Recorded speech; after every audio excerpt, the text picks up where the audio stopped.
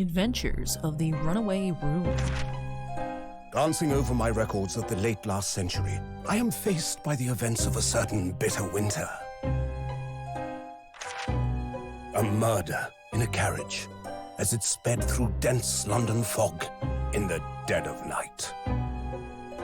Though the victim and the perpetrator were the only ones inside, there were multiple witnesses to the crime itself. That's a bit odd. However, none could have imagined at the time that such a seemingly obvious case as this would end in such a horrendous manner. Oh, we can imagine. This is a Phoenix Wright game. My friend, Mr. Herlock Sholmes, once said of the incident, "I believe that perhaps that case was indeed The prelude! the beginning of a long concerto that impressive Japanese student and I were to play together." The Japanese student and I were gonna play a concerto. That was the prelude. My name's Herlock. Oh, cute. Amazing. Is this really just a railway station? Railway station or not, I've never seen such an enormous building before. And look at all the steam locomotives. I like trains. This country is incredible. Ooh, Brian's Cocoa is the ad on that little horse carriage. That sounds good. Too lazy to get up and make myself a hot chocolate though right now. Maybe if we need a mid-episode I break. feel like I'm dreaming. So this is the capital of Great Britain. So, where to? Oh, hello. Climb aboard. I'll take you wherever you want to go. I want to go where Cosmo is. In that case, the Supreme Court in Whitehall, if you wouldn't mind. My pleasure. I suppose you're visiting students from abroad, eh? Yes. Yes. Thought so. Well then, I hope you enjoy your stay. And welcome to the centre of the world, Great Britain's mighty capital, London. Alright, I had a very fleeting moment of panic there. I was like, oh god, Ryunosuke and Susato, the only two people in the carriage. Oh my god, Susato's gonna die. And I'm like, wait, no. That's not gonna happen.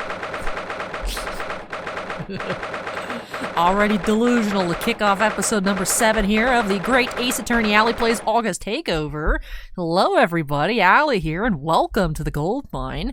Figured this time I know better than when we started episode 2 in the game to start attempting to talk when the opening cinematic started, but I'm ready to get started here. Case number 3, episode number 3, however you wish to call it. We are now in London, of course. Assuming everything went well in terms of that ship voyage, and that Inspector Hosonaga is able to get us where we need to go, and taking Cosmo's place in the Study Abroad tour. So we are now currently on the 18th of February at 9:21 a.m. in British Supreme Court Lord Chief Justice's office. Let's see. The fancy office. There's a lot of gears. Why are there so many gears? I like it.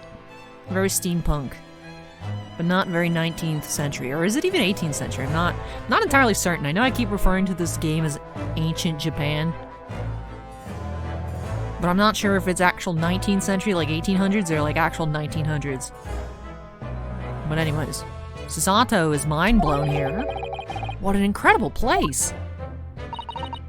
It's so imposing. It's almost suffocating. This place is breathtaking.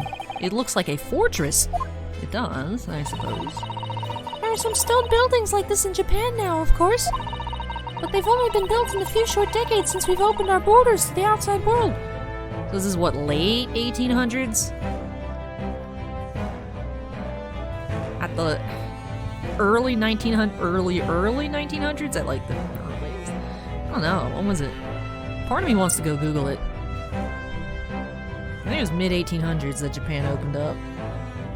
Alright, let me alley big brain it, right? Because the plot of Hakuoki ends as the Shinsengumi are dissolving. That's an Otome game.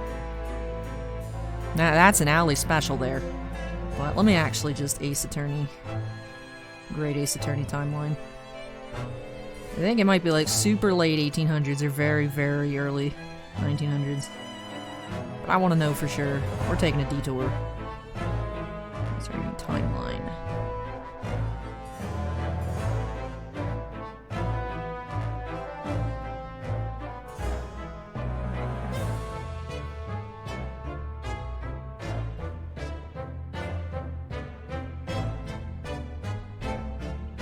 That's just giving me the entire Ace Attorney timeline.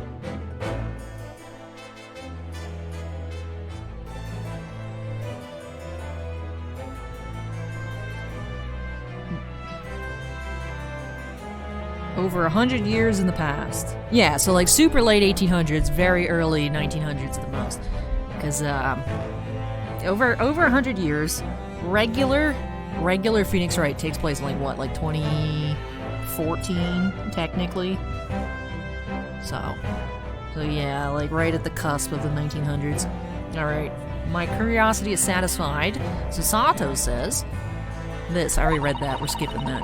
An authentic example like this has quite a different impact, wouldn't you agree? A far cry from the wood and paper most of our buildings are constructed from. It's certainly unfamiliar. But I think there's more to the differences than just construction materials. What is this place again? This is the Lord Chief Justice's office, Naruhodo-san, in the Supreme Court of Great Britain. The Lord Chief Justice. That's quite a title. We had instructions to report here at this time. If circumstances were different, we were supposed to let the Lord Chief Justice know that we had arrived from Japan. But Kazuma can't. No. So instead, we are here in a different capacity. As envoys to report the news of Kazuma-sama's death. Yes. And having delivered his or her message, an envoy's duty is done. So, we'd have to return to Japan. If we want to remain here in Great Britain, I have to take Kazuma's place as the law student selected for the study tour. yes, which means you need the requisite qualifications as a lawyer. Which is what I've been studying for. Here in Great Britain, it is the Lord Chief Justice who appoints lawyers. So that's the second reason why we're here, to have you officially recognized as a lawyer. It's the only way that we'll be able to remain here in London. I hope I'm up to scratch. Ah, good morning. Sorry for keeping you. That sounds too much like Hosonaga. Let's see what this person looks like before I assign a voice.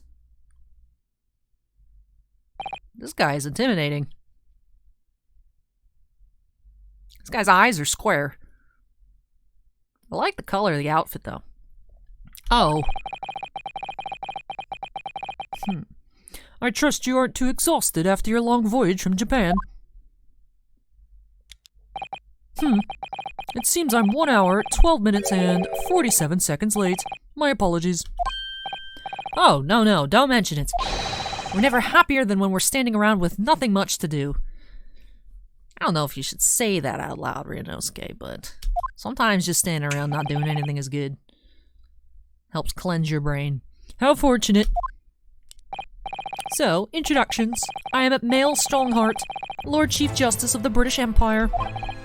Ugh, and I feel like a little mouse under an elephant's foot. Oh, Mr. Naruhodo, don't be a mouse! Susato can read my mind. Oh, It's an honor to meet you, Lord Chief Justice Strongheart. I'm Ryunosuke Naruhodo, from the Empire of Japan. Well, Mr. Naruhodo, welcome to London, the capital of our glorious British Empire. Ah, yes, thank you.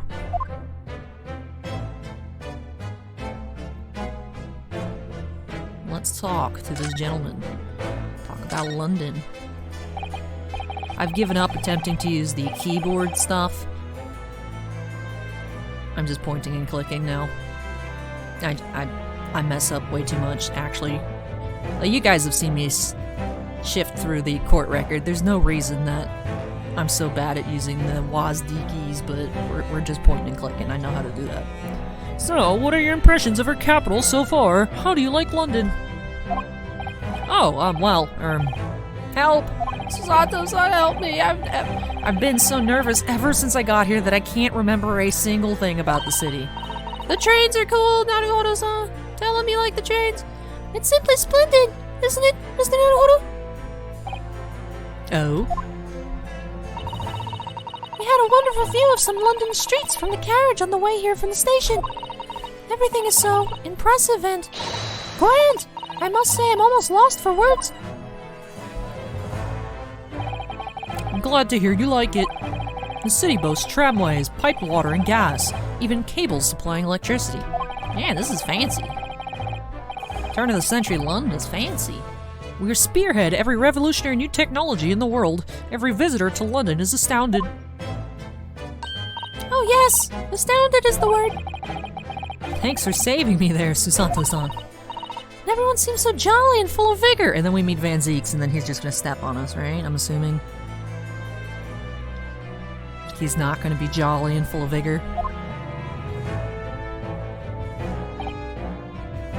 Yes. There's much excitement about the upcoming Great Exhibition we'll be hosting here in London. Great Exhibition?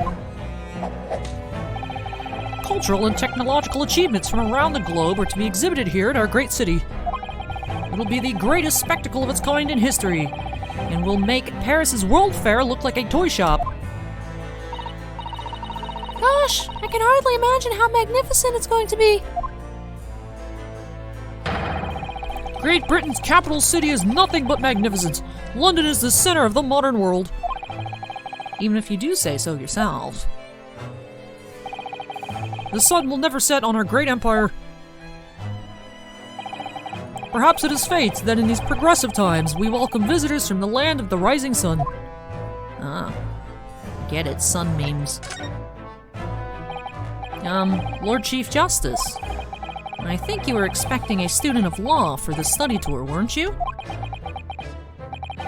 Absolutely. A Mr. Cosmo Asogi, if my memory serves. That's right. The British government has already been telegraphed a full report on the situation. I understand the young man lost his life aboard the steamship bound for our shores. That's amazing. The news reached him before he even arrived. My country naturally extends its deepest condolences to yours. Oh, thank you. And you honored this appointment specifically to inform me of the news? Yes. We are here in the capacity of envoys from Japan to report the sad news in person. They tell me you Japanese are a people of protocol and courtesy, and I see that it's true. And it is with some regrets that I must inform you that the death of the young lawyer means the study tour arrangement can no longer proceed. If you would just hear us out, Lord Strongheart. What do you have to say, madam? It's about the study tour. Mr. Naruhodo here would like to make a proposal. Would he now? Well, Mr. Naruhodo, this is it then. The moment of truth.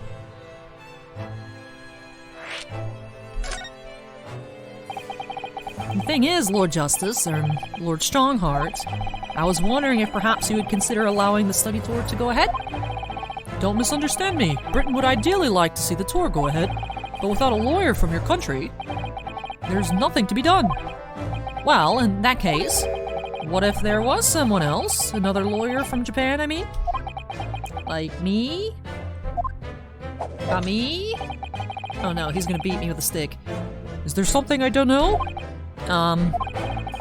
Only a single lawyer was invited to Great Britain from your country, and that was Mr. Sogi. At least that is what I've been led to understand. Well, the thing is, this really isn't going well at all. I just can't seem to find the right words to say to this man. Mr. Naruhodo! I could ruin things here if I'm not careful. What am I gonna say? Stress. If there's someone else here from Japan who could be described as a lawyer, it's me. Yes. I studied. It's me. I can do it. Is that so? I mean, I don't actually have many qualifications as such, but...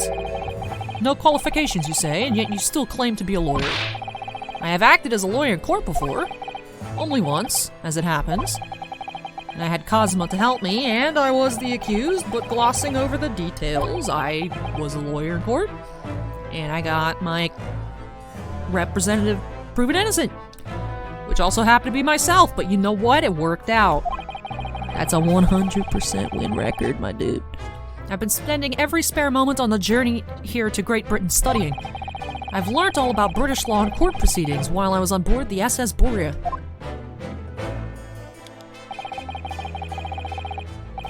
The voyage from Japan is some 50 days, I believe. Not what you might call a full education. To become a qualified lawyer here in Britain, not only do you need a university degree in law, you must also complete several years of training. I realize it's far too short a period of time, but I can't just go back to Japan.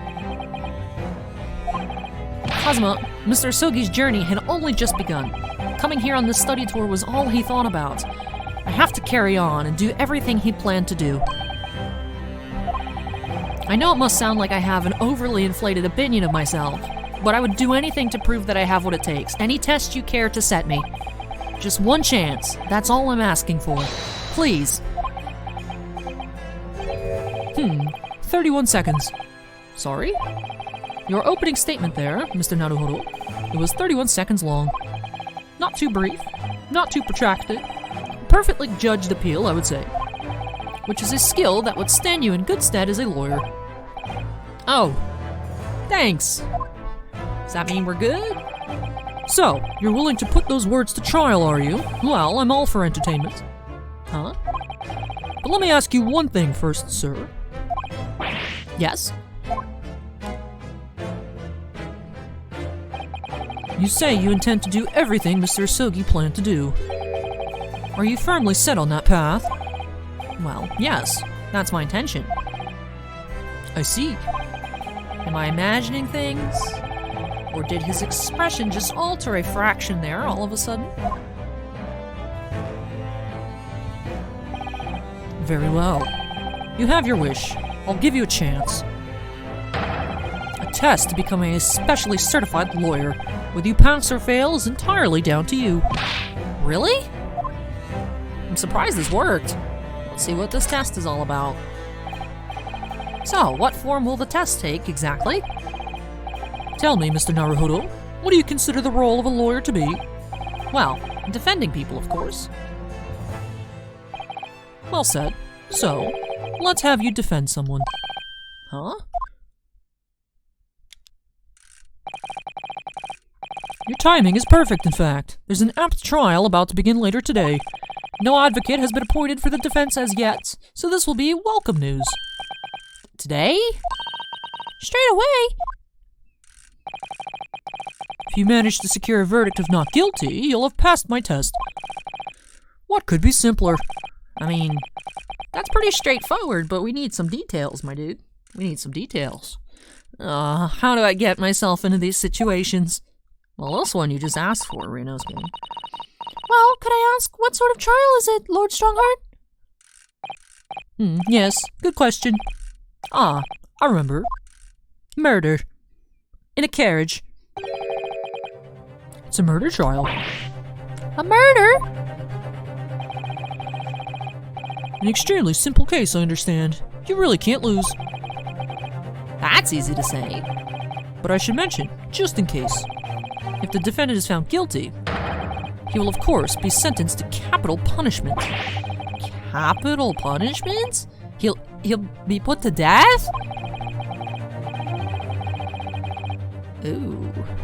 Here in Great Britain, murderers are sent to the gallows without exception.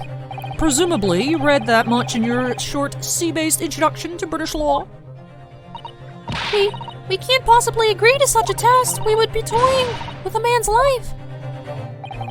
I am the Lord Chief Justice, and I've decided it's acceptable. But you can't do that, can you? It's kind of high stakes. There's no need to overcomplicate this. All you have to do is ensure that you don't lose. So the defendant may live or die depending on how well I perform in court? If I lose, he'll be hanged. Mr. Naruhodo, you've come to me claiming to be a lawyer. If you want me to take you seriously, you need to prove you're willing to do a lawyer's job. And you say you intend to see through the will of your compatriot, Mr. Asogi. I would like to understand just how far you're willing to go in order to make that happen. He's testing my resolve. What's the matter? You've fallen silent. I'm sorry, but time is pressing. The trial begins shortly. I need an answer from you now. What's it to be? What do I say? Do I agree to this absurd test? Yeah, duh. Alright then. If I have to give you a decision now, my answer is... Oh, I can't do it. I can't get the words out. Oh no. Ryunosuke is punting. 15 seconds. Your decision-making needs work if you want to be a lawyer. That was too slow.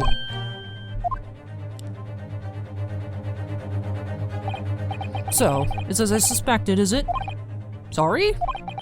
You have noble intentions, but lack the resolve to see them through. The test is cancelled. Thank you for stopping by. No, rude. Hey, no. No. No. Rude. Go and acquire your ticket for passage back to the east tomorrow. This conversation is over. Excuse me, Ryunosuke? You what?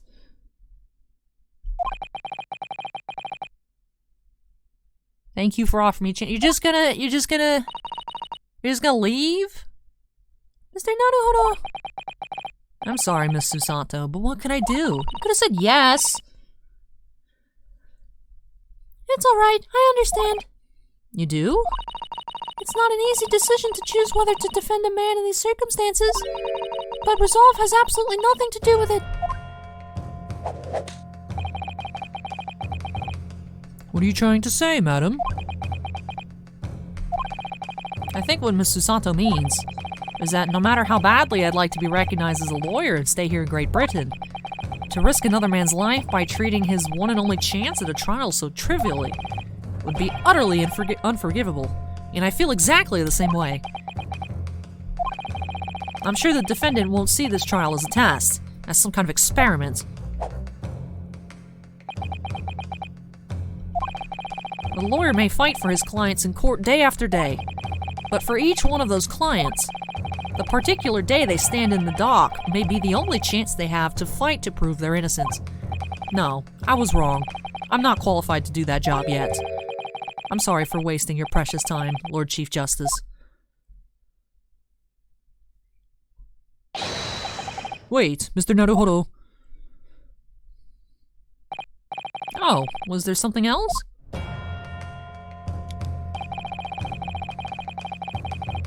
It's approximately 20 minutes by carriage to the Old Bailey from here.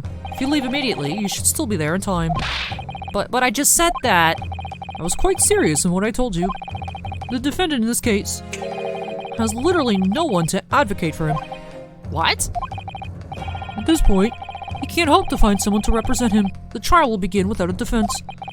And if that happens, there's only one possible outcome. That's true, you can't just leave the guy hanging. Right? We can't leave him just hanging, right? Right, all by himself? You will receive the most severe sentence the judge can pass down. But that's awful! But that is the truth. He's got no defense. Why does it have to be like this? Please don't expect an answer to every question. The cold hard truth of the matter is that there is only one person now with a chance to save this man from a very miserable end. And that is you. I'm really his only hope? So, what do you say now, madam? Me? What do you mean, Lord Strongheart?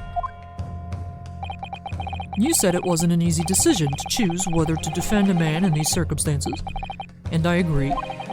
But in my estimation, it is purely and simply a matter of resolve. Oh. Our time is up here. I have a meeting to attend.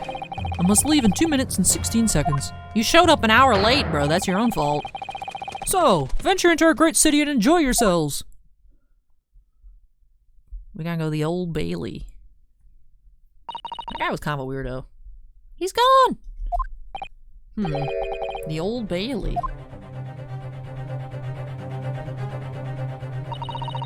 If we're going to do this, Mr. Naruhodo, we must leave at once. So we're going to an actual trial, huh? Let's see what Susato has to say. Susato, what do? Miss Susato, can I ask you something? Careful! From this position, I can perform a Susato takedown in an instant. I know. Mr. Naruhodo, you heard Lord Strongheart. The trial starts imminently. If I need to throw you, I will! Get him, Susato. Get him. You know, you could just say, I think we should hurry to the courtroom. You don't have to threaten me. If you need to ask me anything, it had better wait until we're at the Old Bailey. Alright. Let's move. Zoom into the Old Bailey. Wonder what it looks like. This looks like a fancy hotel. Alright, 9:45 a.m. Old Bailey, defendant's antechamber. So who is our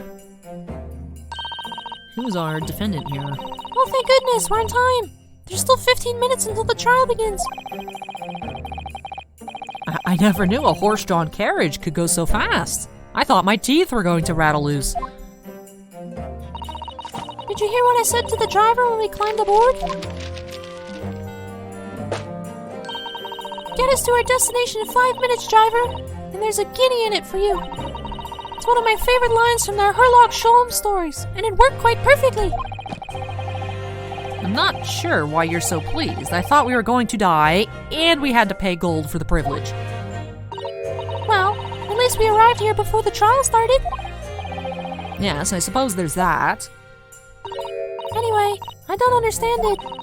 The court clerk said the defendant should be here, but there's no sign of him at all. Is he hiding under the couch or something? So this is the Old Bailey. Even this room for the defendants to wait in is grand. That's what I'm saying, it looks like a fancy hotel. Are you alright, Mr. Naruhodo? I'm feeling tense, that's all. This place gives me the same sense of foreboding that I remember from the Supreme Court in Japan. An oppressive air, almost as if the building itself is going to crush whoever is about to be sentenced. It feels like only yesterday that I was the one about to be crushed.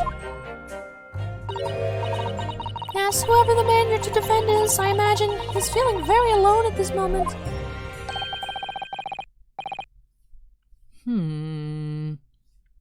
Top of the morning to you, madam, sir. What are yous doing following me here? Things are fair desperate, are they? I guess I'm gonna give this guy a Boston accent. Get out of here! Would you look at those expressionless faces? From the East, are yous? We're from Japan, yes. Ah, Japan, is it? Right, say no more. So, how much do yous need? No, we're just here because... No need to explain, fella. I've been there myself, so I have. No place to go, nothing to eat, barely a penny to your name. And all while in a strange, faraway land. Well, actually, we haven't found a place to stay yet, no. I'm combining a Boston, New York accent here. Tis grand. Let me start by giving you 1,000 guineas. Say nothing now. Huh? 1,000 guineas? Please, Miss Susato, you don't have to shout. But 1,000 guineas is enough to build an entire mansion in the most prestigious area of Tokyo. What? There's nothing to me at all. I like to ensure I have sufficient funds to weather a rainy day, you see? I have enough wealth to buy the city of London 2 or 3 times over. Did that much rain even fall in one day? Well, even so, we couldn't possibly accept such a large sum of money. Oh. Free money, Ryunosuke, why are you saying no? This guy has, I'm assuming, a lot of strings attached. Now, this guy is suspicious. Don't get me wrong, fella. I'm not giving it to you, no strings attached. I'll be wanting you to do something for me. No? To be honest, it's a little embarrassing. The trial is about to begin, you see. It's from a good self here. I'll be in the dock. So now, what I want you to do is come along with me and stand there beside me. Officially, you'd be my lawyer, but that's just a little detail now. Oh, well, the thing is, don't worry about a thing. All you have to do is stand up there next to me, nothing more. Otherwise, you see, the trial is gonna start without me having any kind of representation at all. So it was true. The Lord Chief Justice wasn't just making it all up. I'm terribly sorry to have to ask, but does that mean you're the defendant in this trial? Master of Blazes, do you not know who I am? Me? One of London's biggest names? No, sorry. We've only just arrived in the city, you see. I see. I suppose it isn't altogether impossible. Well, just next to Hyde Park there in the center of London is another beautiful park. Sorry, a park? What? It's called McGilded Park, full of blossoming flowers in the spring and singing birds and whatnot. I donated to the city, so I did. An entire park? In central London? The city of smiles, that's my vision for London. There's nothing Magnus McGilded wouldn't do for the city and its square-old people. That's amazing. I mean, really extraordinary. But now they've got the gall to say I'm a good-for-nothing criminal. Me, Magnus McGilded. What's the matter with the London police, I ask you? Alright, don't pass out. Mr. Naruhodo, perhaps now would be a good time to introduce ourselves while the gentleman catches his breath. Also, Mr. Naruhodo, why does this sound like a weird gangster? Good idea, and I have no idea, Susato.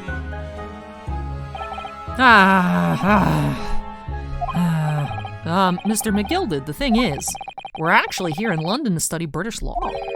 We're law students on a study tour from Japan, you see. So, if you don't have a lawyer for the trial yet, and you'd be happy to put yourself in our hands, we'll do our best. What was I after saying, you daft idiot? I've given you 1,000 guineas to stand up there next to me, haven't I? Well, yes, but I wasn't really offering to just stand up there next to you. Oh, I think I see what's going on here. Sorry? I know what you're thinking. This Chancellor fella claims to have more money than the Queen. But if that's true, why the blazes can he hire the finest lawyer in all of England? Because he did it, that's the only explanation. Well, no, not at all. Not at all, although it is a little strange, to be honest. Why don't you have a lawyer, I mean? That would be the fault of the Reaper. Sorry? Did he just say the Reaper? Hey, the Grim Reaper of the Bailey. Lord Park Blvd N Ste is the prosecutor.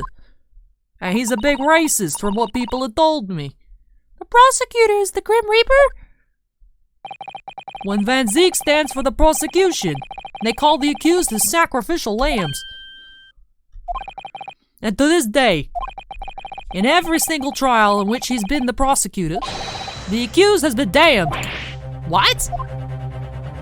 Yeah, this man's never lost a case. You know, like every other Phoenix Wright game where you always go against someone who's never lost a case and be like, oh my god, no one's ever lost a case, and then you beat him. Wow, would you look at that? So it's reached a desperate situation where there's no one willing to stand in defense against the fella at all. You could say he's a living legend of the Old Bailey. Goodness, Lord Park Blvd N Ste. He must be an exceptionally talented prosecutor then. Or he's a giant a-hole. What? Who said that? Talented isn't the word you're looking for, madam. It's cursed. Cursed? What on earth? The defendant is summoned, and his counsel. Please make your way into the courtroom. The trial is about to begin. His counsel? That would be me. No, this time. Well then, fella, don't let me down. But I don't know anything about the case. You haven't told me what happened. Until you showed your face here. I made up my mind, so I had. Sorry? I decided I have to defend myself in there. How would that have worked? But then you made an appearance, a student of law, wouldn't you know? 'Tis no accident, I can assure you of that. 'Tis fate. So don't get cold feet now, please.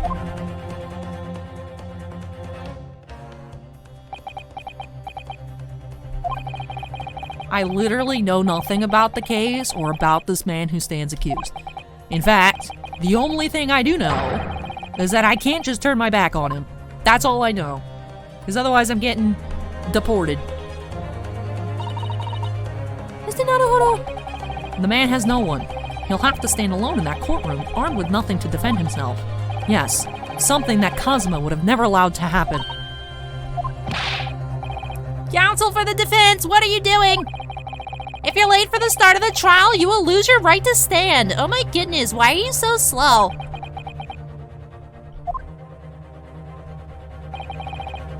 I'll be right there.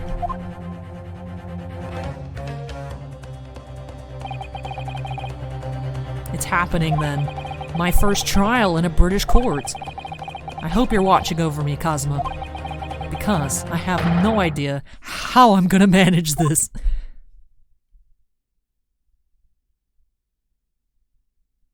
Alright, it's like, this can't be the end of the episode. We've only been here for like 35 minutes. That makes no sense. Alright, we got a little save, auto-save portion. That's kind of intimidating. I like the stained glass in the background, though. Alright, fresh at 10 a.m. We're in the Old Bailey courtroom. Let's take a gander. Oh. There's like a panel. Interesting. So this is the highest court in Great Britain, the Old Bailey. The centuries of history in this place is palpable, isn't it? It's so different to the Supreme Court in Japan. It feels both imposing and serene at the same time. The atmosphere almost makes words redundant. Whatever the country, determining a person's guilt or innocence is always a solemn affair. May I say something, Mr. Naruhodo? Oh, yes, what? You look a little stressed out.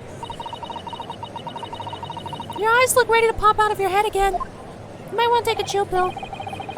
I know, but I just can't help it.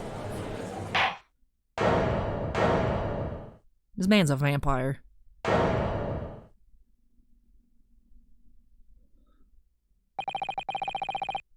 In the name of Her Majesty the Queen, I hereby declare this court to be in session. We are here today to determine the guilt or innocence of Mr. Magnus McGilded. I now call upon the counsels for the prosecution and defense to declare their willingness to proceed. Alright, we're meeting the attempted Snape-Malfoy hybrid. The no.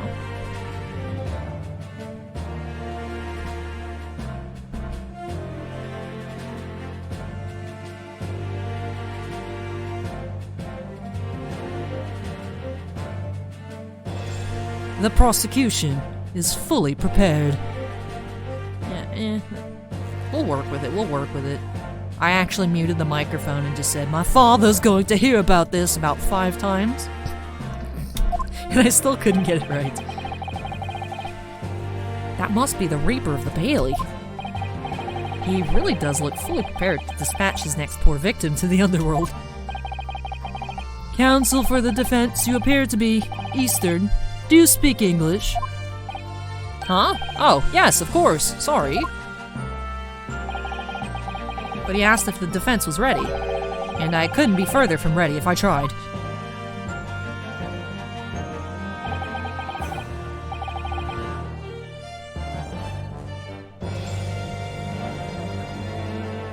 This man just looks like a vampire. I can't get over the fact that he's literally just a vampire. Those eyes please me. Nipponese. Staring at my eyes, it's kind of weird. They shroud your fear, your doubt, your trepidation. The fact that your father will hear about this. They run wild, clinging to some phantom notion of courage. The quintessential look of a sacrificial lamb. Ugh. cold shiver just ran down my spine all the way to the tips of my toes. Now, Mr. McGilded. Yes, my lord. You stand accused of murder, a capital offense. You could be sent to the gallows if found guilty. Are you quite sure you wish to entrust your defense to this foreigner?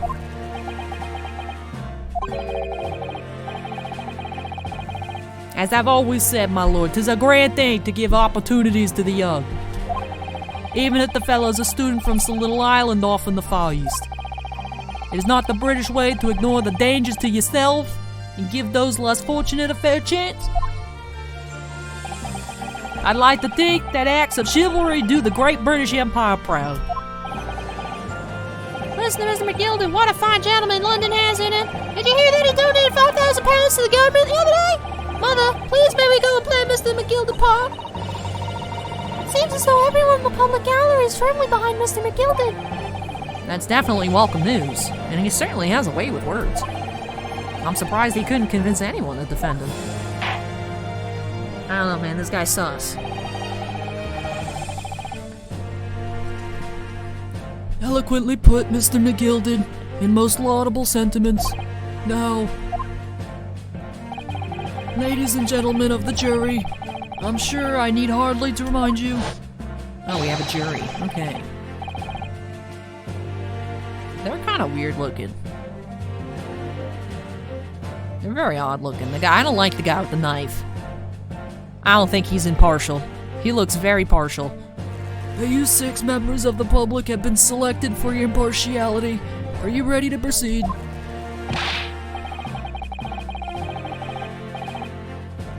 Alright, this guy's already defaulting to assume that we're guilty. Yes, my lord! If the task is to send rotters to the gallows where they belong, I'm more than ready. At the manor, his lordship always says we should dispose of rubbish properly. Naturally, I agree. Ha! Any criminals here will soon be wishing they never set eyes on me. She just said nothing. Wow. Okay. Alright. I feel a chill. Oh, don't mind me, my dears. I'll just be getting on with my knitting. Must finish these mitts for my grandson. Oh, Mr. Nodohodo, these people are... The jury, yes. That's something we don't have in Japan yet. You guys don't have it till like 2020. And then post-Apollo Justice be like, nah, we don't need a jury system anymore, it's fine. Just wrote out that plot line completely. That's right. I've only ever read about it. But here in Great Britain, the court's final verdict depends on the opinions of these 6 jurors. The judge passes sentence according to the law, but the jurors determine guilt based on common sense. So the defendant is ultimately judged from 2 completely different points of view. But how exactly do the jurors give their verdict? That I don't know. But I'm sure it will become clear as the trial progresses. Yes. Prosecutor Van Zeeks. My lord. It's been a number of years since we've seen you here in the courtroom. I thought you'd renounced your fame. I'm known as the Reaper of the Bailey, my lord. Infamy rather than fame, I would say. But yes, 5 years have passed since I last spread my wings in this capacity. He's literally just a vampire. What a whack job. He's cute, though. So, what brings you back? Is there some change of circumstance of which the court should be aware? Yes, I am a vampire. I leave that to your imagination, my lord. So the Reaper has been out of action for 5 years? Why did he have to choose today of all days to make a comeback? Don't lose heart, Mr. Naruhodo. As you wish, sir. The court nevertheless welcomes your return. Now then, opening statements, I think. A summary of the case, if you please. Certainly, my lord. As your lordship is aware, this is a case of overwhelming simplicity. We must be the only ones in here who aren't aware. The incident took place in the late evening, 3 days passed. The hour was some minutes after 10. The victim was a maker of building bricks known in the community as Thrice-Fired Mason. Why'd he get fired 3 times? Sorry? Thrice? He was a very accomplished craftsman. The bricks he fired were said to be almost indestructible. Oh, got shanked. The victim's corpse was discovered in an omnibus in service on the streets of London at the time. The dagger that had been thrust into the victim's abdomen is believed to be the ultimate cause of death. Here is the autopsy report from the investigating medical officer at Scotland Yard. Thank you, counsel. I shall accept that and the photograph as evidence. Alright, we have an autopsy report. Internal hemorrhaging as a result of a single stab wound to the abdomen.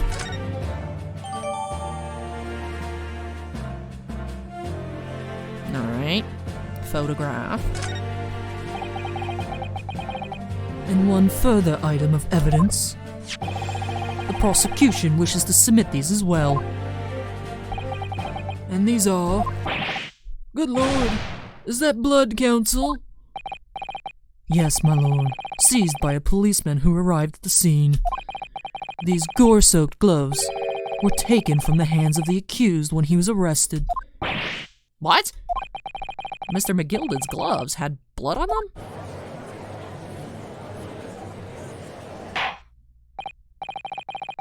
Yes, I will accept these as evidence as well. Alright. Blood stain on the right glove. That sounds like an important fact, that it's on the right one. How did I get into this? I'm backed into a corner before I've even started. Continuing. According to the driver of the omnibus, there were only 2 passengers traveling inside his vehicle at the time. Only 2? Obviously, one of those passengers was the deceased brickmaker, Mr. Mason. Oh my goodness. Makes sense, since, sounds like he was predestined for that type of work based on his name. Just a little bit. The other was the accused, Magnus McGilded. Well, rather damning circumstances, to say the least. Defendant, what say you?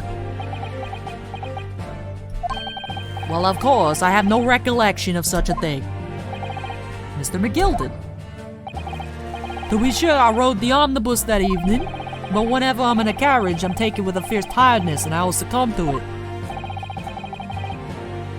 Are you claiming to have been asleep?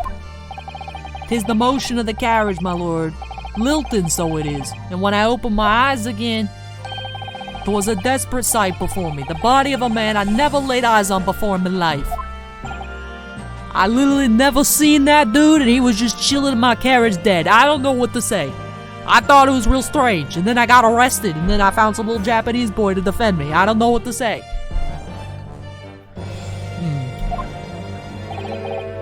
Now I ask you, what good-hearted soul wouldn't rush to help a fella bleeding from his stomach? I wasn't about to start worrying about my gloves now, was I? I reached to give the man a hand. So the blood got onto the gloves then, after the man had been killed? That sounds kind of fake, I don't know. Unfortunately, that statement of the driver is only the beginning. What? That's not all of it. There were multiple witnesses to the precise moment at which the brickmaker was fatally stabbed.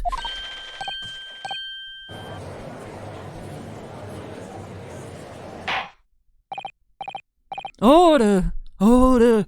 Order! When the killing took place, only the victim and the accused were inside the carriage, and there were witnesses to the crime. This is not just a case of compelling evidence. It's the nail in the coffin for the accused. I like his point. It's a very refined point.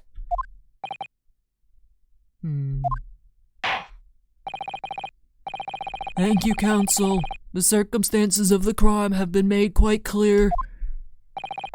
I think we will hear testimony from these witnesses first of all. Your wish is my command. It's very dramatic. Bailiff, bring the witnesses in at once.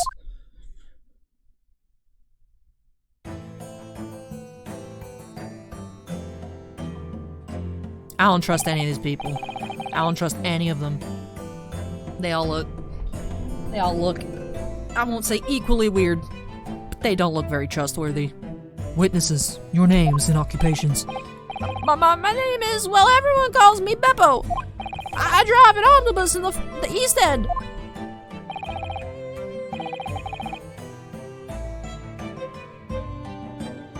This guy's last name is Fairplay. Don't trust it. Don't trust it. Bruce Fairplay. I'm a banker in the city. My name's First. Lady First. I'll make hats for gents. Let's begin by confirming the facts.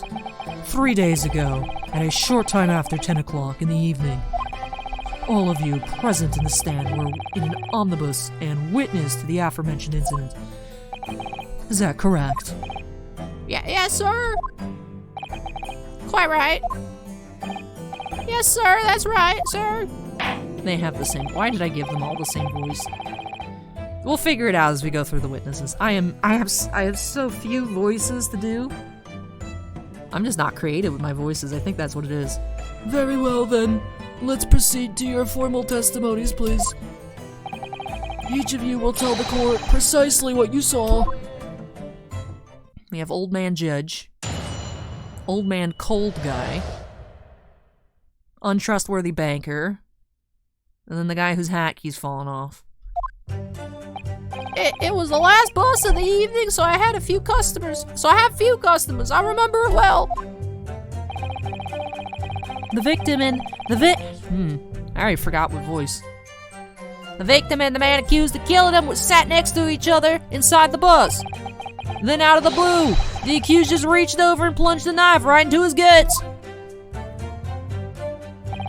That's right, he stabbed him. I screamed, I did, I couldn't help it. As soon as I heard the scream, I stopped my bus. And then I saw it too.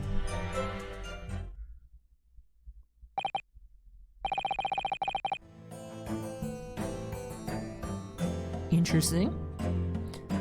Unambiguous testimony, I must say. Exactly, my lord. These men witnessed the incident in the omnibus with their own eyes. I'd like to ask a question, if I may. Yes, counsel? Well, this testimony makes absolutely no sense to me whatsoever. Why not?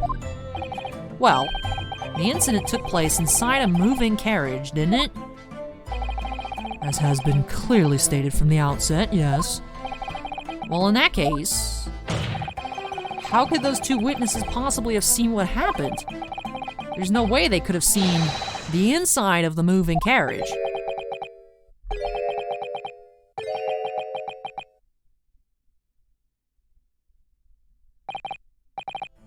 How quaint. I've read that civilization in the Eastern Island nations was a good century beyond our own. But you're here in London yourself. Are you really so ignorant about our omnibus? Huh? Tell me, my Nipponese friend, have you even traveled in an omnibus? Probably not. Well, no. We, only arrived in London this morning. No matter. I've arranged for us all to see for ourselves. The actual scene of the crime, that is. What? What do you mean? The actual scene? How? The carriage is designed to be moved, after all. Presumably you understand that much. I'm not stupid, I'm just confused. Let me ask my questions. The omnibus in which this bloody crime took place is here today, in this very building. Here? What? The entire carriage? Bailiff, bring forth the stricken omnibus.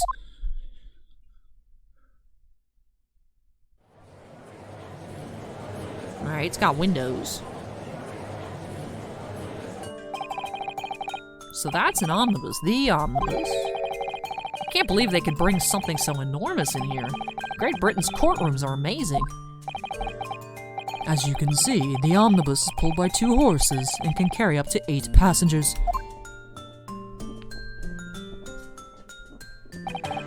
4 passengers seated inside the enclosed cabin, and another 4 on the rooftop deck above. Every Londoner knows that the best views of the city's architecture and sights are to be had from the top of an omnibus. And I should point out to our foreign guests that there is a skylight in the roof, allowing a view of the interior from the seats above. Ah, skylight. Oh. The penny drops at last, I see. These 2 gentlemen were occupying the rooftop seats on this omnibus when the murder took place. That is how they came to witness the grim incident. Through the skylight. Ah, that makes perfect sense. Well, counsel, this is a first. In all my years behind the bench, I've never experienced the crime scene itself being brought into the courtroom. There are a number of important clues remaining inside the carriage, my lord. I would like to submit the omnibus itself as evidence. That is the prosecution's wish.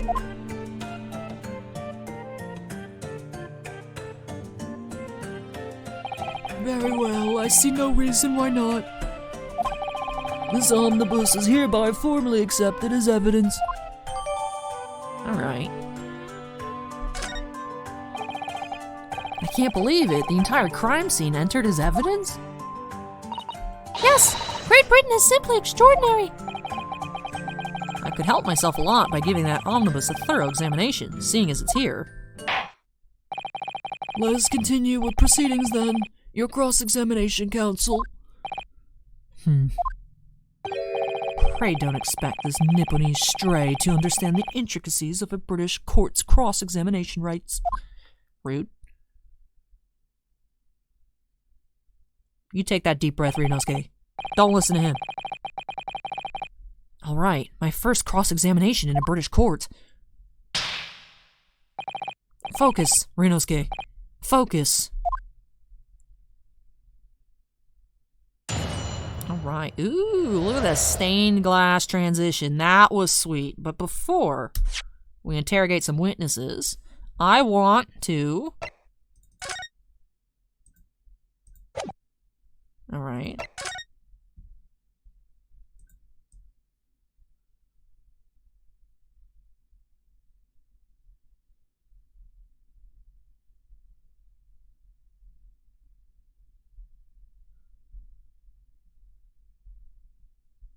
Alright, I don't see anything there with the magnifying glass.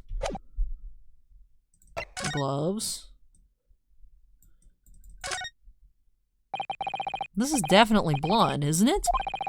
Not the most pleasant sight to be confronted with on our first day in London. Well, nothing will come of crumbling now. No. By the way, is Mr. McGilded right-handed? Yes, I believe so. He was toying with a coin in his right hand a little earlier. Ah, pity. If only he'd been left-handed. I think blood on either glove would be fairly incriminating, really. Alright. Okay. Alright. Let's look at the crime scene.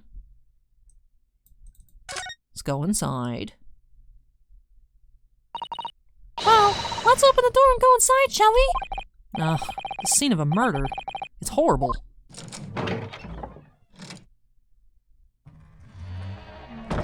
Okay.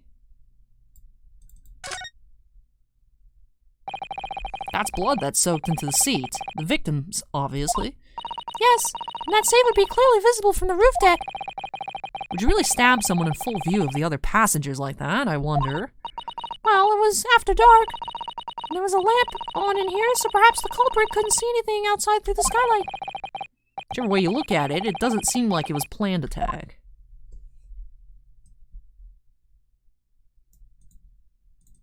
There's a notice up here. Ah, that's a poster for the great exhibition that's due to start in 6 months from now. There's a lot of focus being drawn to the Crystal Tower. the centerpiece of the whole exposition. Ooh, the Crystal Tower. It's under construction already, I believe. People all over London must be fizzing with excitement at the prospect of such a grand event. What's that? Oh, it's the, oh, it's just the outside. Alright, door handle. Anything going on over here? There's a drawer. Oops! I clicked completely outside the window. Sorry about that.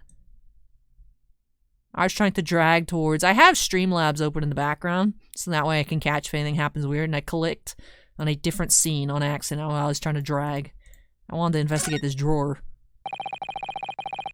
The seat has a handle on it, it seems. Ooh. Got some stuff in there. We got a little chest. This looks like all sorts of equipment that might be needed to keep the omnibus running. Feeding tubs, tools to repair wheels, blankets, horseshoeing tools. So it's a storage compartment for the coach to keep his things, it seems. There doesn't seem to be any space for passengers to stow their luggage, that's for sure. Well, I don't imagine it'd be very convenient for that purpose anyway. No, like hidden body compartment or something. Can't find anything out of place. Alright, I'm gonna look at the ceiling. It's quite a large skylight, isn't it?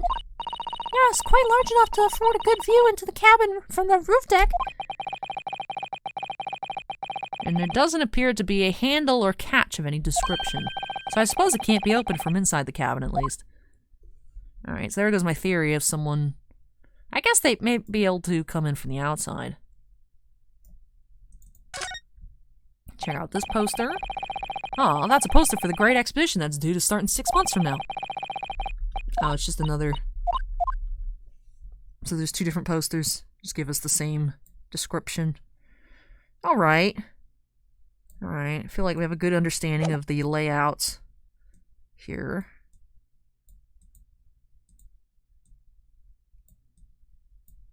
Let's see up top. There's the benches that they would have been sitting on. So this is the roof deck of the omnibus. Oh. Oh, you must have a wonderful view of London streets from up here. So people sit all the way up here on bitter winter nights with the cold air rushing past them? And they have to pay money to do so? I can't imagine how cold it must feel. That just made me think of something horrible. Can you imagine being dragged around the city in the freezing cold as punishment? Perhaps that is the real price you pay to stay out late. Then, let's click on this from the top view. You can certainly see inside the carriage through this opening, that's for sure. Yes, and there's a lamp in the enclosed cabin. So I'm sure the witnesses would have been able to see quite clearly. That's not good for us.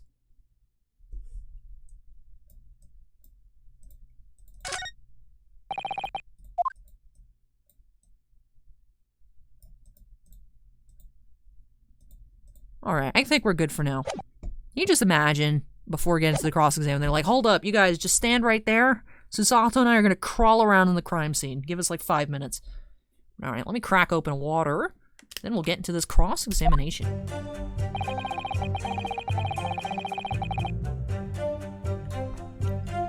It was the last bus of the evening, so I had a few customers. I remember it well. Do you now? I gotta take off my hotkey. Do do do do do do do do do do do do do do. We need the Q button for pressing. Hold it! Hold it. Yes, I think it was sometime after 10, wasn't it? Oh, yes, sir, that's right, yes, sir. It was ever so cold, it was, sir. Freezing, in fact.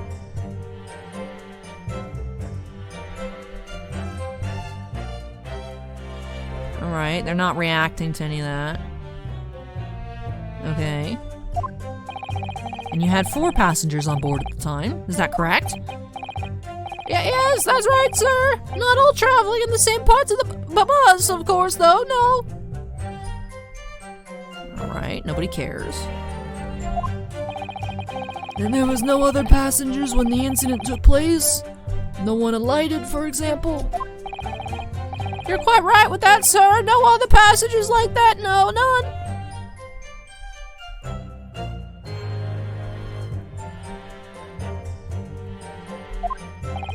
So nobody fled the scene of the crime then. I have to say, the boss insists on it running. He does every evening, the last buzz of the day. Alright. But I do wonder sometimes if it's altogether worthwhile. Yeah, sorry to say. What do you mean by that? Well, what with it being so cold and everything, and only making 20 pence on the run, you see. Yeah, I spent that much at the pub on the way home, just trying to warm up again. Yeah, they're not gonna react to any of this. This is just exposition. Alright. The victim and the man accused of killing him were sat next to each other inside the bus. Hold it! And you saw them through the skylight and the roof of the carriage? That's right. When you sit up on the top deck, the window's right there at your feet. There was a lamp on inside, so I had pretty good view. Now, two of them were wearing hats, and I couldn't exactly make out their faces. But there's not a shred of doubt in my mind that it was Mr. McGilded. How can you be so sure? Well, how can I put it politely? McGilded is a gentleman of rather small stature. I couldn't have mistaken him for anyone else. Let's not forget that when the vehicle came to a halt, the only people inside the enclosed cabin were the deceased Mr. Mason and Mr. McGilded. There is no room for doubt here. Says you, vampire. Ah, I really wish there was. Alright, so that press didn't really yield us anything. Then out of the blue, the accused just reached over and plunged a knife right into his guts. Hold it! Let's learn more about that. That seems important. You actually saw the exact moment it happened. Didn't already testify to that. Our fair dinkum, hard-working city baker's not considered trustworthy these days. You don't look very trustworthy. No, I didn't mean that. This is no good. I've really got his back up. Perhaps you could just tell us what you saw in a little more detail, if that's... Oh, juror number 3's yelling. What? My mind's made up, my lord. Completely and utterly made up. Made up about what? I don't like the stinking rich, never have. They're always up to something or other that they shouldn't be, every one of them. And that little leprechaun of a man is no exception. Well, he can't fool me.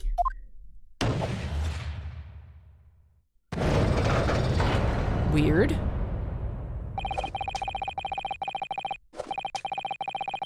Weird. Who let this guy in with a knife? Interesting. Alright. Oh, interesting. All the... Why are you guys voting already? Stop voting. What the... What is happening here? Why do they get to throw flames? Let me see. Oh, yes, it seems that's how the members of the jury give their verdicts. With fire? Apparently, yes. White for innocent and black for guilty. As the 6 members of the jury make up their minds about the case, one by one they each cast a ball of fire into the great scales of justice, as we saw a moment ago. So if those enormous scales fall completely to the black side, does that mean... Let's do our very best to make sure that doesn't happen. Now I'm even more worried than I was before. Man, why is our jury full of D-bags? You ain't even heard anything yet. What are you voting already? Very well, the court acknowledges the change in the jury's stance. Counsel for the defense, please continue with your cross-examination. This is a nightmare.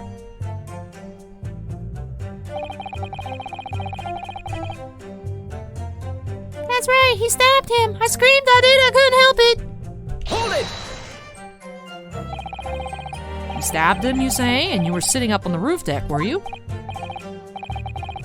Yes, that's right, sir. I was up on the roof seats.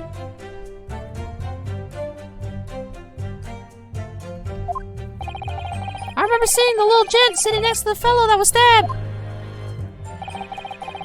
I've been thinking about a new hat design, you see, so I was just gazing absentmindedly around. But then I happened to look down through the skylight. It was sticking right out from his belly, that huge great knife.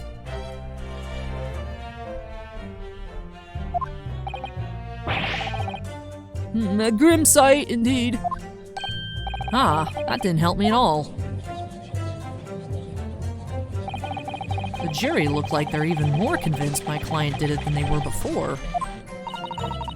That appears to have made everyone even more dubious that Mr. McGilded is telling the truth. If only we had some evidence to counter their suspicions. Mr. First, Oh, yes, sir. is this the knife you saw? Oh, good grief, yes, that's it. The very one, sir. Is that... Yes, counsel. This is the blade that was driven into the victim's belly like a stake through the heart. That is a blade of considerable size, counsel. It is. And furthermore, the scabbard is emblazoned prominently with a certain initial. The letter M, which seems oddly familiar.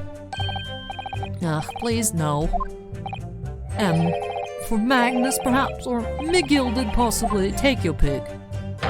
It seems this particular big name in London made a magnificent mistake. Objection! But there are M's everywhere. Like, yes, like in Mason. Objection! This blade is far too extravagant for a poor brickmaker to have owned. No, this weapon of murder almost certainly belongs to the accused. Not conclusive, but certainly compelling, counsel.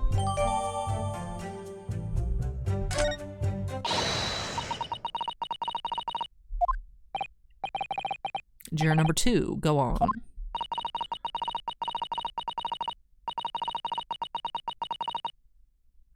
Alright, she's got a good point. However... Oh, man. Why are you voting? Why are they voting already? Wait, what are you about to do? Dispose of the rubbish.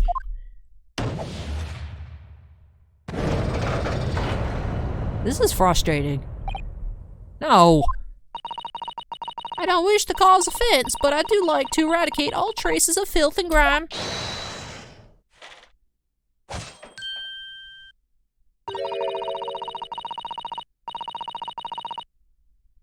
But we don't even have all the facts yet.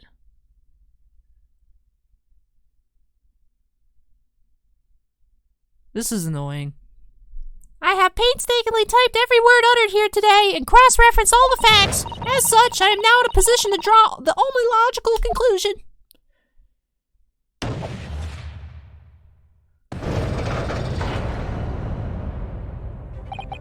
Not again. That's 4 out of 6 jury members who proposed a guilty verdict. There are only 2 left. We've had it. Every time I press these witnesses for more information, I just make the situations worse. Nevertheless, what we need more than anything at the moment is more information. We're still very much in the dark. I suppose I'll just have to keep pressing the witnesses, knowing that more sparks may well fly. We mustn't give up hope that we'll uncover something that will give us a way to fight back. But how do we win here? 4 of them have already voted guilty.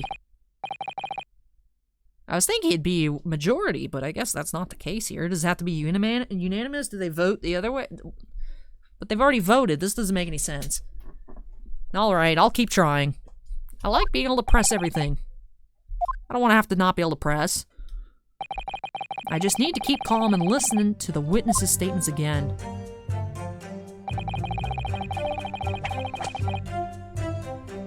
As soon as I heard the scream, I stopped my bus, and then I saw it too. How did you see it, though?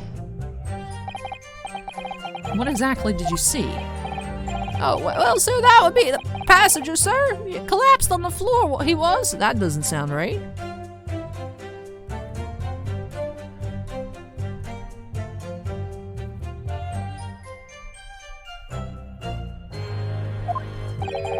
And by the passenger, obviously you're referring to the victim, Mr. Mason, the brickmaker.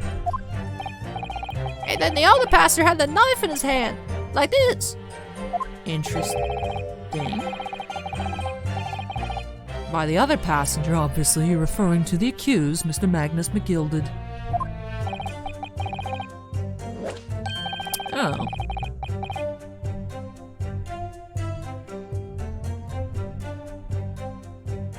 So then he stabbed? That doesn't make sense, timeline-wise.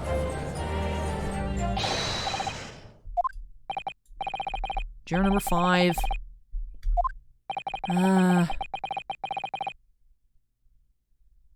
This is the master of the London Guild of Coachmen. The idea of a murder being committed in one of the city's carriages is utterly abhorrent to me. It wouldn't be right to make a decision before hearing all the facts, though, I said to myself. But he's voting anyways. But I've heard enough now. The horse is bolted, as they say. No, please, just keep an open mind a little longer. Ugh.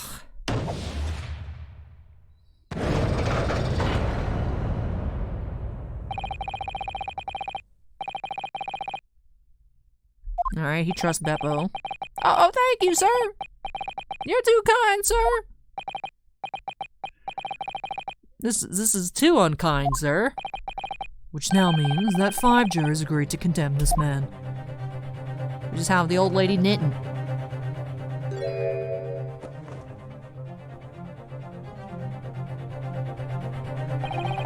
Madam Juror number 6. Yes, dear, what can I do for you? You have heard the testimonies of the witnesses in the stand. Oh, yes, I certainly have. Still got my hearing, you know. Then, pray tell, why are you yet to pronounce your leaning? Well, dear, the thing is, I'm a creature of habit, me. I always go to the park at around this time of day and sit on a nice bench and get on with my knitting. There's a lovely little park just near where I live. McGilded Park, it's called. The gentleman donated it to the city, you know. Put a smile on Londoners' faces, he said. I can't imagine such a fine young gentleman would have it in him to take another man's life.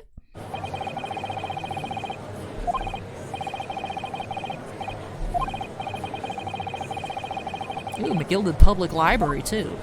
This guy's just funding everything. How many Londoners live with their heads in the clouds? Do people not know what kind of man Magnus McGilded really is? What kind of a man is he? The philanthropist Magnus McGilded has enough wealth to purchase the entire city he claims to value so highly. But where did all that wealth come from? Your client is a Shylock, sir, one with a very darkest of souls. What? Stone the crows. McGilded lends money at extortionate rates of interest, so his victims have no hope of repaying him. When they default, he takes possession of everything they own. He is a vulture that preys on the weak. I've never heard any mention of that before. Your faculties haven't deserted you, I'm sure, madam. So has this thought not crossed your mind? Would a man wealthy enough to buy London in its entirety not have a carriage of his own? What possible reason could this man have had to make use of a public omnibus service?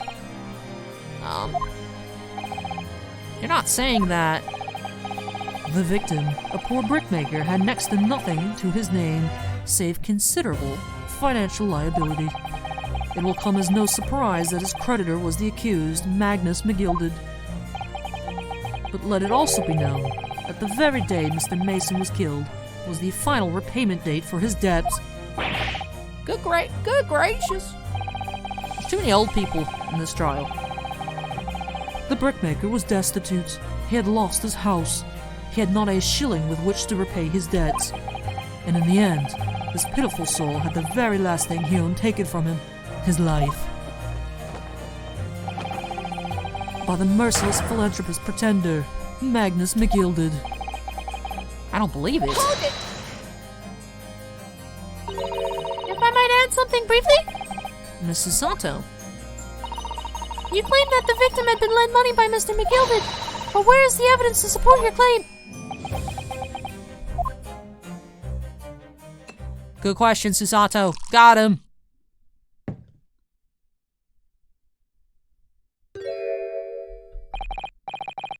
Pray forgive the discourtesy of filling my hallowed chalice in a court of law. Ah, there it is! Lord Van Zeek's hallowed chalice! How can this be considered acceptable? But I find myself in an unexpectedly good humor. I had heard ladies from the Far East could show great courage, but I didn't expect to experience it myself. Oh. As judicial assistant to the defense, I am simply doing my job. What a pity that your display of courage is in vain. This is the debtor's ledger, which details all monies loaned by the accused. You will find the victim's name clearly recorded inside. Oh. Allow me to present this ledger as evidence. And pray forgive the discourtesy of raising my chalice in a toast to the enigmatic East at the same time. Marvelous toast, counsel. I will gladly accept this new evidence. The ledger has been entered in the court record. Ah, yes, 20 guineas. That's a lot of money. The victim owed a considerable sum. And the accused made quite certain he had ample recompense. Well, it would seem I've had the wool pulled over my eyes. Regrettably, madam, that is the modus operandi of the accused. And it's such a pretty little park, too. What a scoundrel. Oh my goodness. Still, maybe it's all for the best. Wait a minute. Let's think about this a little more before. I'll stand for nonsense. Oh my god. Why are they like this?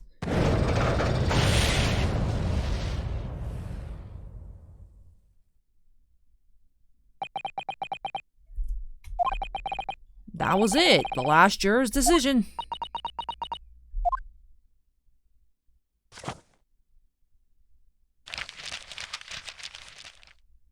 I don't know what you're looking up, Susanto, but I hope it's good. According to this encyclopedia of British law, when all members of the jury have concluded that the defendant is guilty, court proceedings are suspended, and the presiding judge will deliver the final verdict and sentence. That's what it says here. The final verdict? It's over then. Oh! There's a footnote, though. A footnote? However, the defense... All 6 members of the jury are now in agreement in this case. I want to know what the footnote is. Go back to what Susanto was saying. Come on. Allow me to convey my respect for your swift and righteous decision. According to the laws of this country, I will now conclude the trial by delivering my final verdict. I trust there are no objections. Obviously, we object. Or Susanto objects. I don't know. Miss Susanto, just tell me one thing. Oh, yes? You were in the middle of saying something before. The footnote in your Encyclopedia of British Law. However, the defense... What did it say next? Oh, yes, of course. One moment.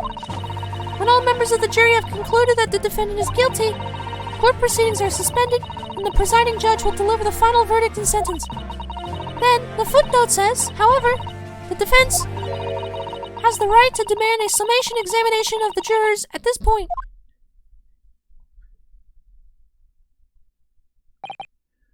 Summation examination? Objection! A summation examination? From which century has that tome you have there been resurrected? Judging from the binding, I would say that book is at least 50 years old. Any modern text on British law wouldn't even give such an antiquated procedure a mention. It's a relic, long forgotten and certainly no longer practiced. So you're out of luck.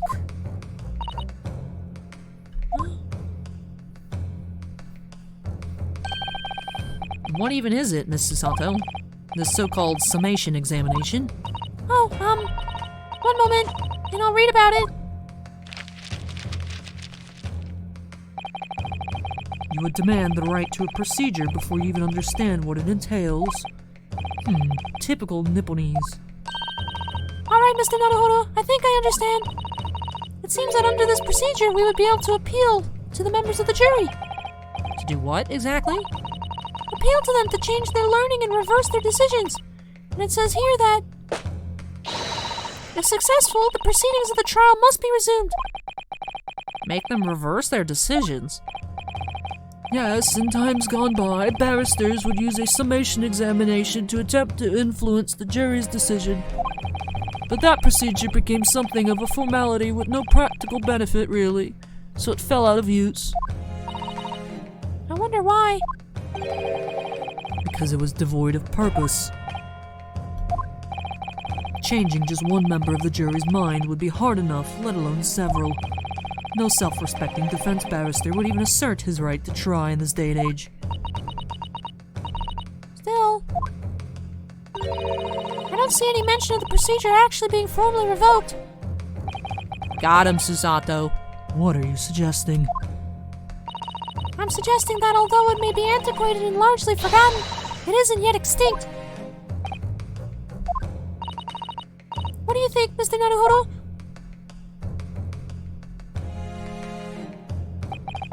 A summation examination. Our last possible option. Do we assert our right to carry it out or admit defeats? Well, I'm not admitting defeat, Rinosuke, so you better not. The defense wishes to assert its right to a summation examination, my lord. Objection! I object to your objection, Van Zeeks.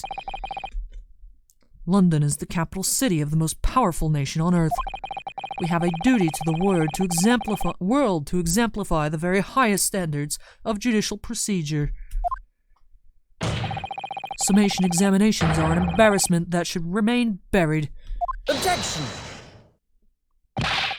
But if it's all right, it's all right. I believe it could prove vital in this trial.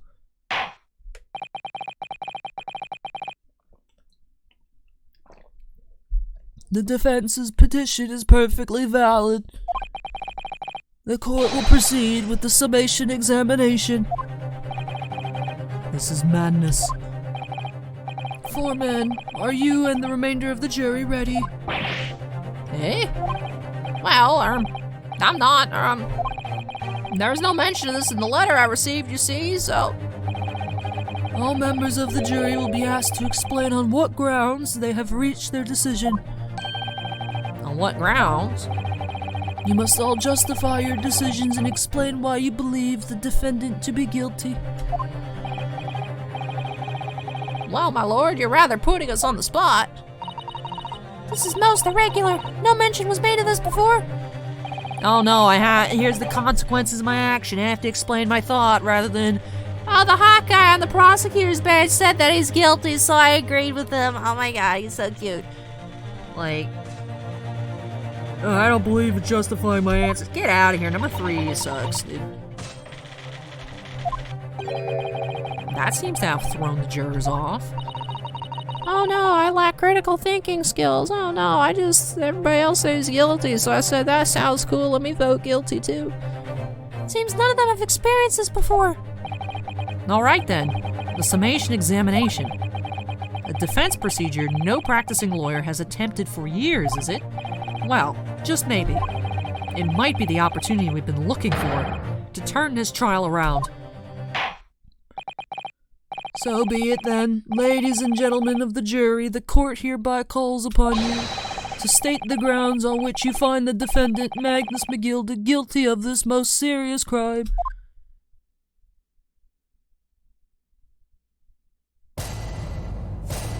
Judicial findings. Alright, the jurors' contentions. Alright, juror number 1 says there's no one else inside, so it had to have been him. Number 2 says I trust the driver. He has an excellent memory, it seems. 4 passengers. Fares totaling 20 pence. Alright, this guy just wanted to roleplay stabbing somebody. Alright, she typed and collated everything, drawing the logical conclusion. This guy trusts the guild. Fares is our motto. Haven't raised prices above 4 pence for years.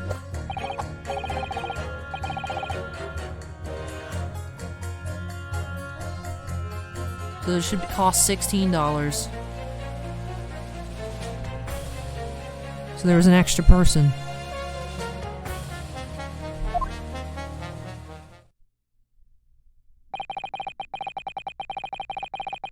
I'm starting to wish I hadn't pushed for this now. Some of the jurors don't seem to have wonderfully formed arguments, though, do they? Well, let's see what we can do. We need to get these 6 people to change their minds. I'll have to throw everything I can at them and use some very persuasive language. Just a moment, Mr. Naruhodo. According to my book, that's not quite how it works. Oh? I thought I was going to have to thaw their icy minds with some heartwarming rhetoric about the defendant. Unfortunately, once the jurors have decided the defendant's guilty, they're unlikely to heed anything the defense says. But then... They've reached their conclusions by their own reasoning, you see.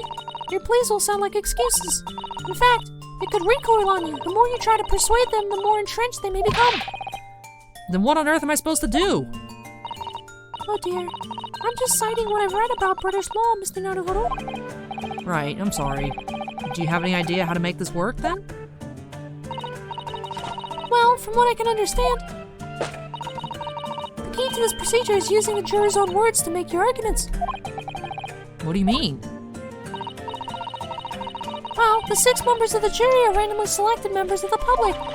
They may appear to present a united front, but the truth is, they're complete strangers who just happen to find themselves here in the courtroom together. And that's the way to break them down, you mean? Yes, exactly. We must listen very carefully to what each member of the jury says, and see if we can identify any contradictory statements. If we can then contrast the statements and pit the corresponding jurors against each other. I see, so it's contradictions in what 2 or more jurors say that we're looking for. In a way, then, this is similar to a regular cross-examination. Oh, yes, I suppose you're right. Find contradictions in their statements and pit the jurors against one another to break them down. Alright, I must be able to pull this off. No, that's not right. I have to pull this off. Can we start the proceedings, counsel? I would ask you to take the stand for this. I'm expecting a clear and concise rebuttal. Yes, my lord. Nice. Jury examination.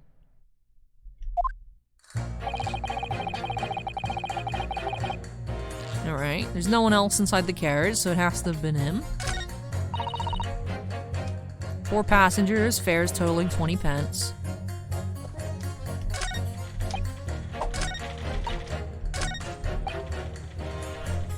Hold it! So that's how much it costs to take the omnibus? That's right.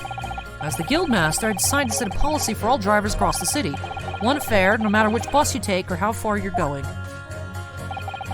We have to compete with the rise of the motor car, you see. Us coachmen have to make a stand together. Motor cars, you say? Yes, and this murder on one of our buses is extremely damaging to our cause. It's beyond the pale. It'll lead to a decline in passengers, you mark my words. It's all that rascal's fault, he has to pay. Is it the crime or his buses he's more worried about? Anyway, every member of my guild is reliable and trustworthy. So if the driver says he saw him do it, that fellow in the dock is as guilty as sin.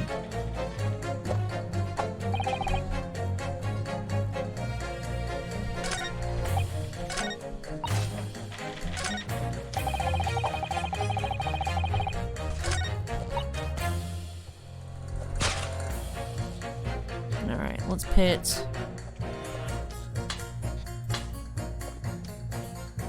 Right. 4 passengers totaling 20, and this guy's saying it's $4. Objection! Those two statements clearly contradict each other. Apparently not.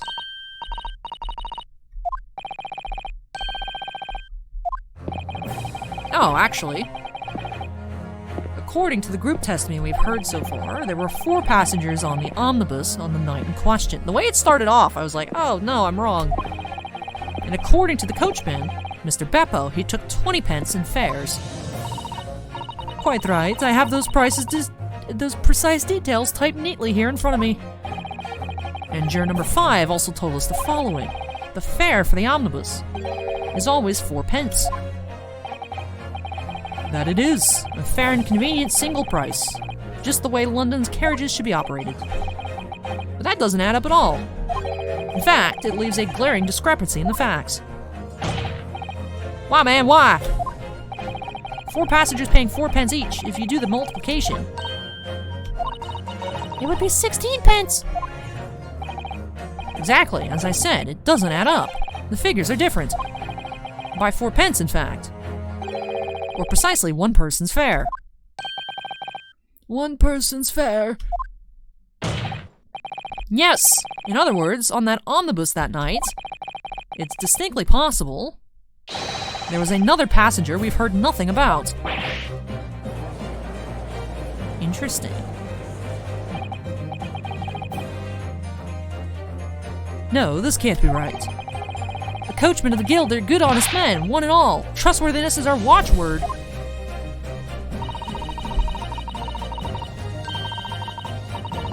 Ooh, they're fighting,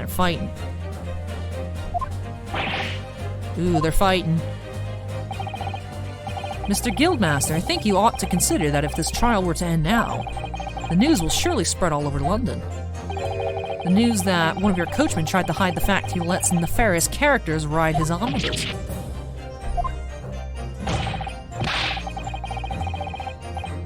Alright, we've convinced him. Well, according to my book here, you simply launch a ball of fire onto the innocent side of the set of scales.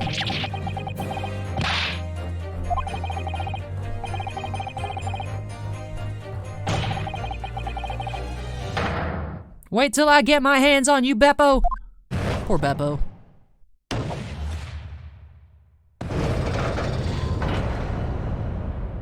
Alright, interesting.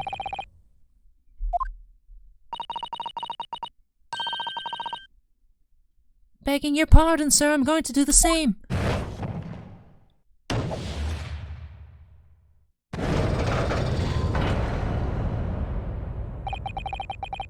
A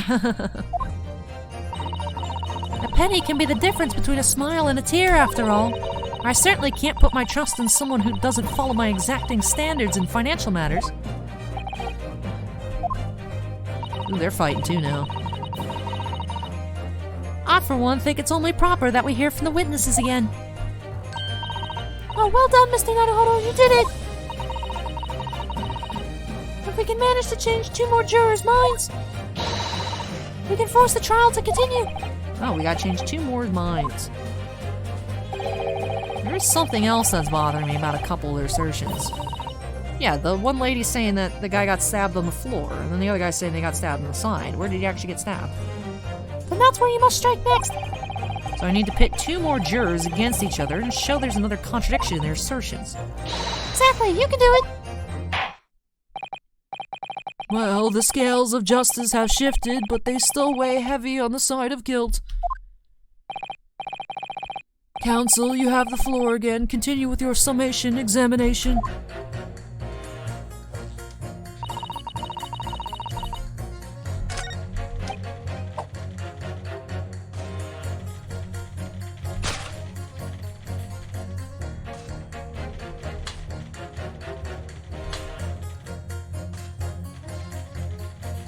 Objection! That one doesn't make sense either. Those 2 statements are completely contradictory.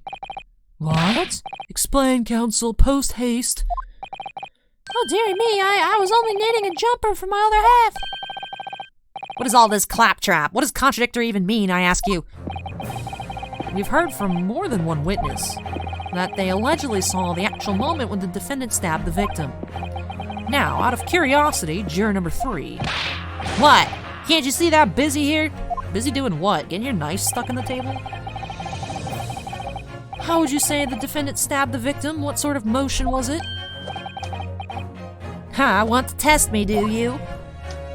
It was like this. Stuck the fellow next to him without even getting up, just like the prim banker said. Yes, that was Mr. Fairplay's testimony, quite true. Now then, juror number 6. Oh, is that me, is it?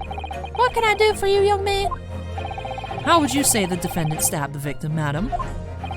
Oh, well, dear, as far as I understand it, it was like this. He stabbed the poor man after he'd collapsed on the floor. The coachman said so. Now don't move. Take a look at these 2 jurors. He stuck the fellow next to him without even getting up. And he stabbed the poor man after he'd collapsed on the floor. Well, I never. They're stabbing in totally different directions. Bless my stitches, what a muddle. What this tells us is that there's a strong possibility one of the witnesses isn't telling the truth. Oh! But why? Why the dickens would they lie? I don't know that yet. But what I do know is that if the trial ends at this point, we may never find out. Never know the real truth. Ladies and gentlemen of the jury, can you really let that happen in all good conscience? Lies, you say? Oh, dearie me. I can't abide people telling lies. Ooh, 50-50.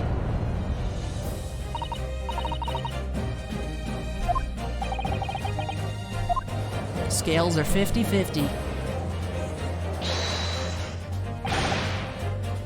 Let's do it again. Why can't you... Rude? I'm a devious Eastern sorcerer using magic, obviously. If I could use magic, do you really think I'd be putting myself through all of this? Answer me this, Dark Jinx. Huh? Me? What exactly is the problem? What of it if the 2 witnesses have slightly different recollection of events? What of it? Let's say the Shylock did stab the victim as he sat next to him on the omnibus, and this young dandy saw him do it. And now let's say the victim collapsed on the floor, and then the Shylock stabbed him again. And this old lady saw him do it. Well, what's it to say it didn't happen like that, Psst. Who you calling dandy, sir? Why? I should take this knife to you. Who are you calling old? Why, I should take this needle to you. Ugh, they're ready to kill each other now. But could the foreman of the jury be right?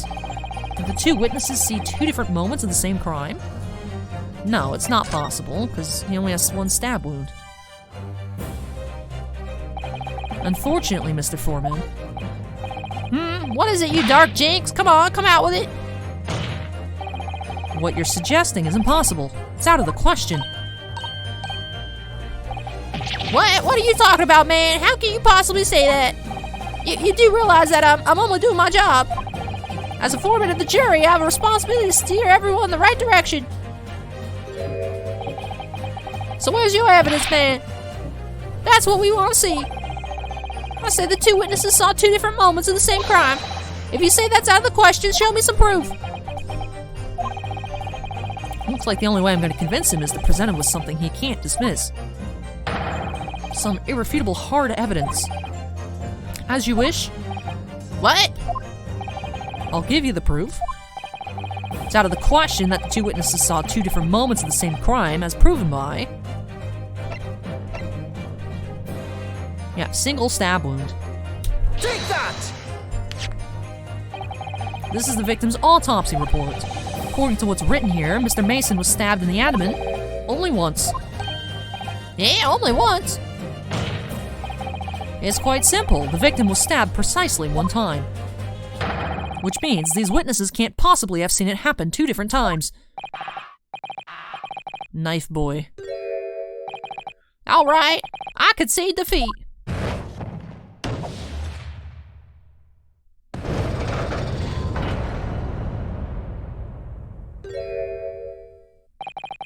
Wait, that means 4 jurors are now leaning to not guilty. We've done it, Mr. Naruhodo. We've won. I don't know about that, Susanto, but man, they're so short compared to Von Zieg's. What are you playing at, you dandy fool? Shut your trap, sir. No one deceives me. But we had a consensus. I said shut your trap. I know a liar when I see one. And if the chap ever dares to cross the threshold of my shop, I'll take this sharp razor blade and shave every last hair off his head. Please tell me he's a barber. Well, in a quite remarkable turn of events, the defense's summation examination has flipped the balance of the scales of justice. The jurors now stand at 2 for guilty and 4 for not guilty. Accordingly, there is no longer a large enough majority among the jury for me to adjudicate, and the trial must continue.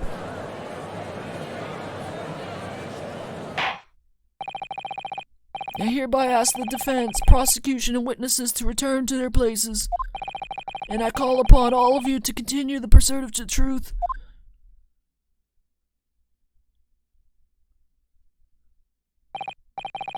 So, Lord Van Zieks, continue to substantiate the case for the prosecution, if you please.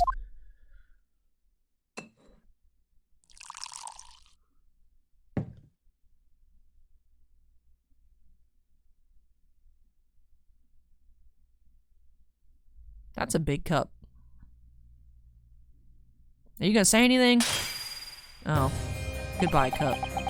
Having savored the rich aroma of the carmine contents of this hollowed chalice, it may seem crass to crush it to dust. Pray forgive the discourtesy. Lord Van Zieks! Is it cold in here, or is it just me? That guy's spooky. As your antiquated tome no doubt says, the prosecution may not speak during a summation examination. So I honored a deathly silence and listened to the charade. It seems I overestimated the intelligence of the jury. Well, no matter.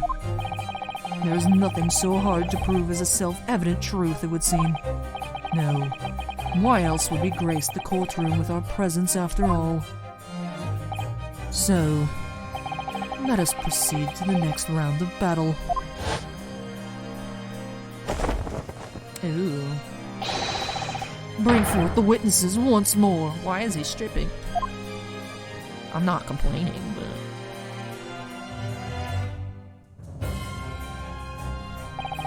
Witnesses, I trust you heard the summation examination we have just had to endure.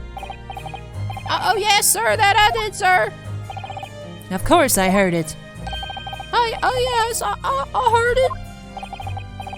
You, sir, in the end, the coachman, I believe it's Beppo.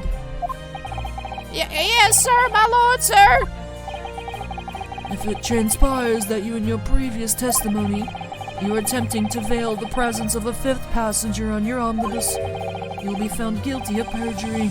You're advised to bear that in mind, sir. Oh, mio Dio, Now then, witnesses, I hereby call on you to testify before the court again. You will explain the various misgivings brought to our attention by the defense's summation examination.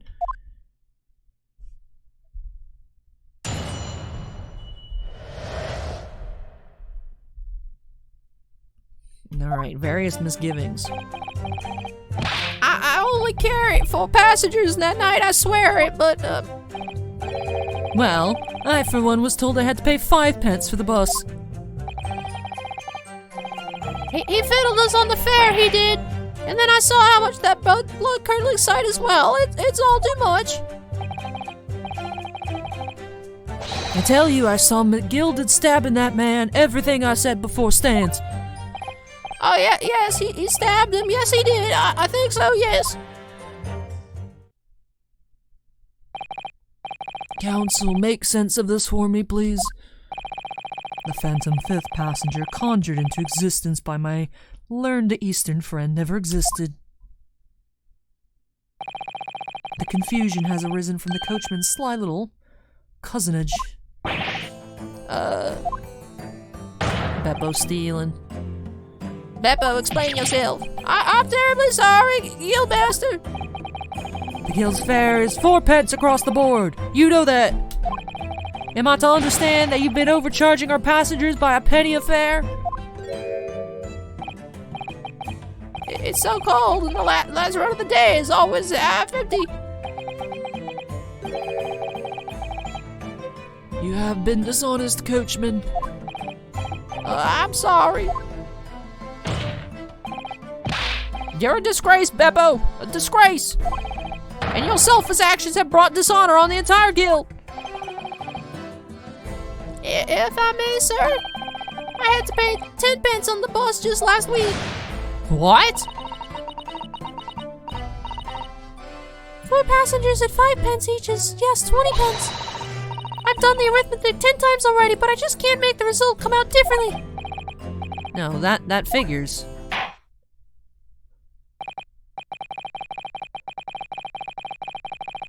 Well, it would appear that one of the aforementioned misgivings has already been explained.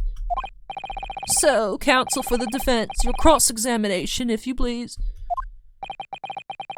We've already had the pleasure of a protracted summation examination today. I see you intend to continue the parlor games. Absolutely.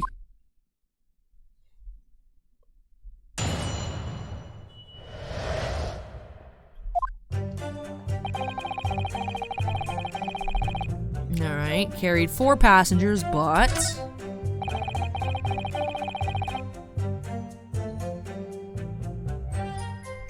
Why are you spazzing over here? Well, I want to go back.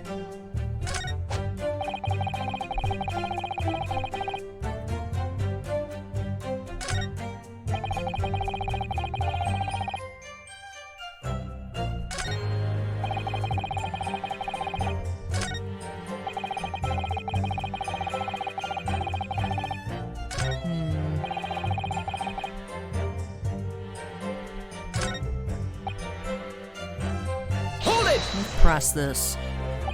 So, there were only 4 passengers on your carriage, but you didn't charge them for the standard 4 pence fare. Is that right?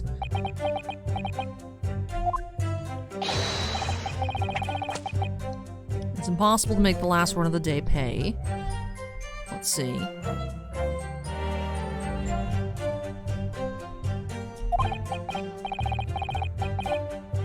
So cold, all he could do to stop himself passing out.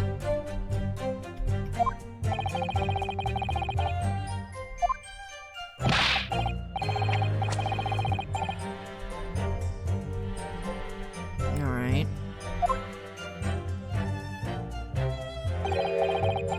It doesn't add a dedicated coachman. Doesn't the dedicated coachman deserve an extra penny per passenger? Digging a deeper hole for yourself here. If only there had been a 5th passenger on omnibus now that night, then we would have had another suspect. Alright. He was told he had to pay 5. Hold it! Does that mean everyone on board that night paid 5 instead of 4? Well, I paid 5 pence too, sir. I just told you that I did. Alright, Beppo, it's flat fare of 5. It's not something to be proud of. The so-called discrepancy, my learned friend, identified was nothing of the sort. Much like the phantom killer you so desperately needed, it's gone, dead, and buried. I'd have been happy if it had ever existed in the first place. Alright. You saw the blood-curdling sight. Those blood-curdling sights, you mean the murder, I presume? Alright, yes, sir. loathsome sight. No one should have to witness the horror in the eyes of a man the moment his life is taken. Well, not exactly. Oh, what do you mean?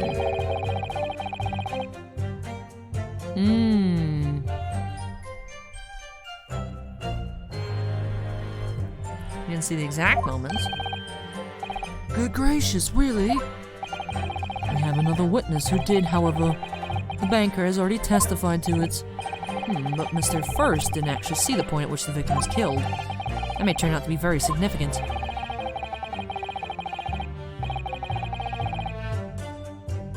Huh. I heard the banker gent next to me take a sharp intake of breath. See, that's when I looked through the glass. That's when I saw the horrible blade poking out from his belly, all covered in blood. Every time I see a knife now, I can't help screaming, even when I'm eating.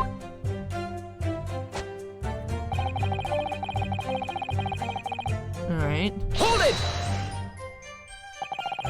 So you saw the defendant, Mr. McGilded, stabbing the victim, Mr. Mason, who was sitting next to him? That's what I said, isn't it? It was bothering me before, this was. For just a brief moment, he hesitated before answering the question.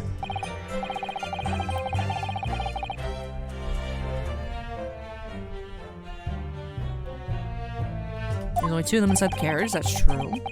There's been much talk of a 5th passenger, but as yet, 0 evidence.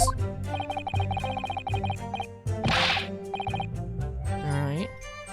And what are we wasting all this time for, eh? It's black and white, man's guilty. Something about Mr. Fairplay's testimony just jars with me. I wish I could work out what it was.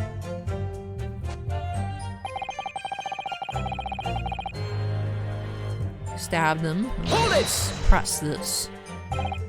Earlier, you testified that you saw the moment when the defendant allegedly stabbed the victim, didn't you? Yeah. Oh, yeah, yes, that's right.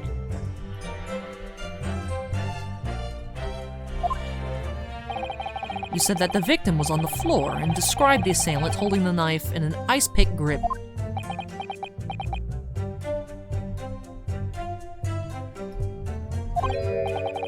I suppose. I might have, yes.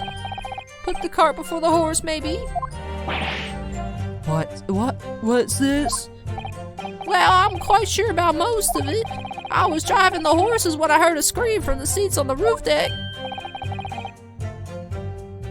Oh, I expect that was me, sir. Then when I turned around, yes, I saw it through the skylight. What? How would you see it through the skylight? Wait, unless he's on top? The gentleman was on the floor.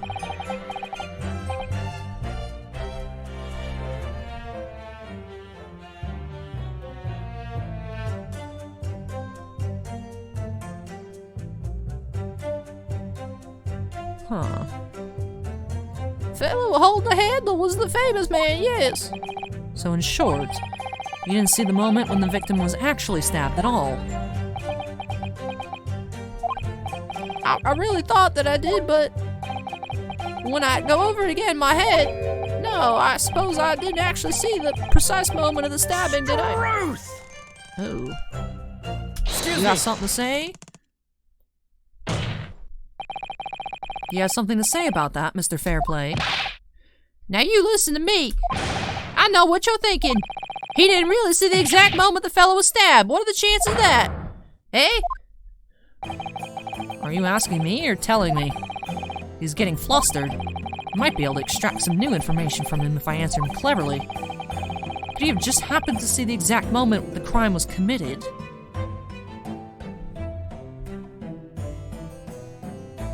I'd say, you could. Some days are like that.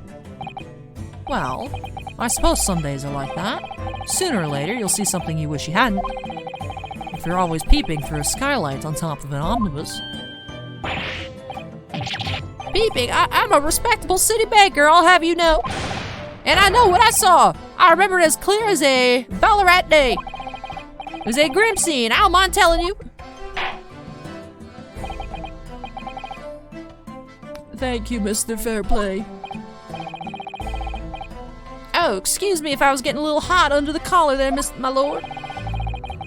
I would ask you to supplement your testimony with a clear statement about exactly what you saw. Oh, I can do that, all right. I'll tell you just how grim it was.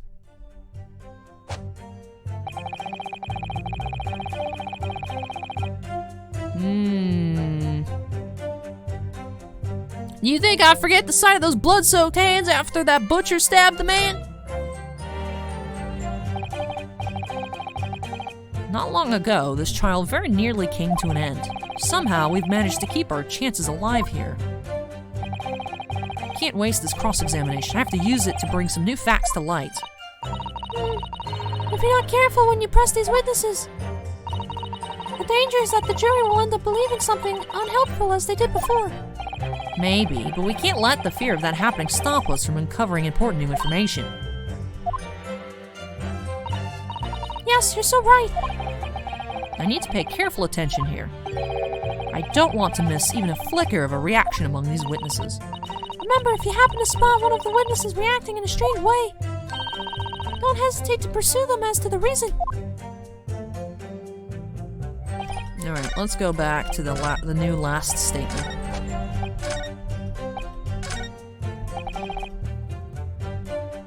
I would like to present the single glove. I like to object. Blood-soaked hands? Well, I admit that soak might be laying it on a little thick, but anyway, there was definitely blood all over them. Both of them were covered in it. Well, I'm very sorry to disagree, Mr. Fairplay, but that's more than a little peculiar. What? Here are the gloves worn by the defendant, Mr. McGilded, on the night in question. Oh, yes, right. And there certainly does appear to be a sizable dark-colored stain there, but, as I'm sure you can clearly see, it's only on the right-hand glove. Wait, did he just chew on his own? Oh, he is. Interesting. In short, Mr. Fairplay, your testimony's inconsistent. But, no, that can't be right. So you're the liar here, then?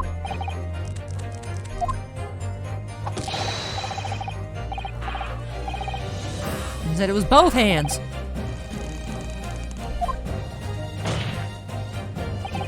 Mr. Fairplay, if your last statement was a lie, it calls your entire testimony into question. You say you saw the moment the victim was stabbed, but is that really the truth? Objection! It was a simple mistake. You can't justify accusing this man of lying. Yes, it wasn't both hands, it was only one. The fact remains. The victim's blood was on the accused. Objection! No, Mr. Fairplay categorically stated that he saw blood all over both hands, which means there's a strong possibility that this witness was deliberately trying to mislead the court. Why, I'm a city banker, for pity's sake. My word should be the gold standard. I'm a gentleman, not some gutter snipe. Upstanding members of society don't prevaricate. He's claiming to have no reason to lie, but is that really the case? Mr. Naruto, if we had some evidence to explain why Mr. Fairplay might be lying, it could turn the tide in this trial completely. Something to show this man has a compelling reason to lie in his testimony. You know, one thing I want to look, I didn't actually check this yet.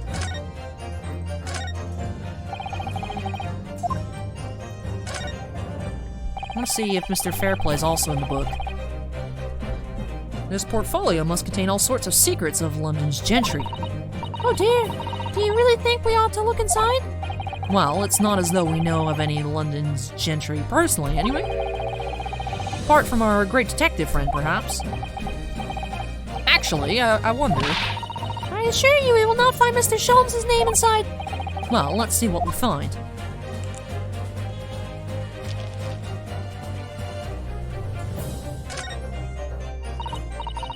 Gosh, it's crammed full of gentlemen's names, isn't it? Well, I suppose they're probably not all gentlemen at all, are they? After all, not everyone in this country is well off. Oh, goodness! What is it? Look at this! Do you see the name here? Bruce Fairplay. There it is. Figured. Should that mean something to me? It does sound strangely familiar, actually. Bruce Fairplay, the witness testifying at this very moment. Oh yes, of course, the banker. Why is his name in here? Ah, he borrowed 20 guineas, didn't he? Ah, look, the repayment date is fast approaching. It's possible that this is just a coincidence, of course, but this could be very useful information. Alright. Alright. I figured it was gonna be something like that. I have evidence. You're trying to get this guy convicted of murder so you don't have to pay him back. Yes, counsel? The defense is ready to present evidence. By Jove, are you sure? Yes, evidence that will clearly demonstrate why Mr. Fairplay had reason to lie in his testimony. Very well. I hereby call on the defense to present its evidence.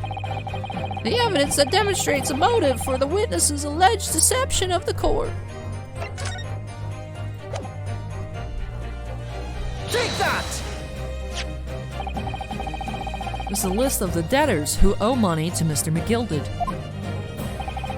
Yes, a list of innocent victims crippled by the accused extortion. The point is, among the names of these debtors is your name, Mr. Bruce Fairplay. What? Mr. Fairplay, are you currently indebted financially to the accused?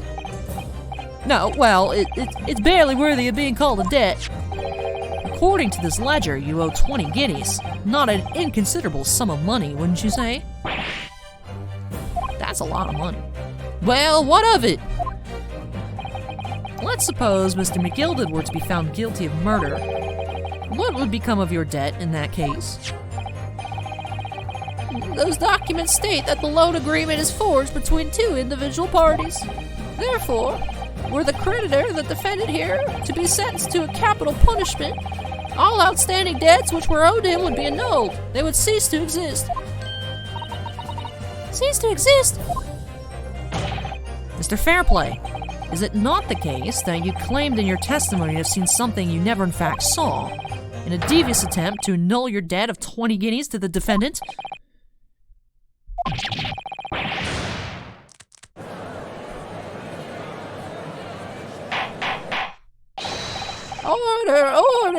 Order, Mr. Bruce Fairplay.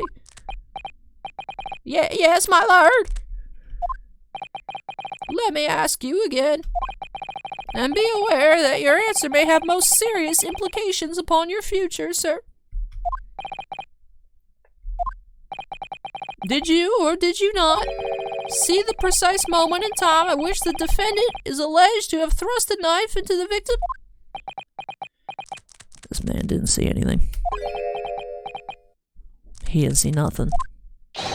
Your silence speaks volumes. You did not tell the truth in your testimony.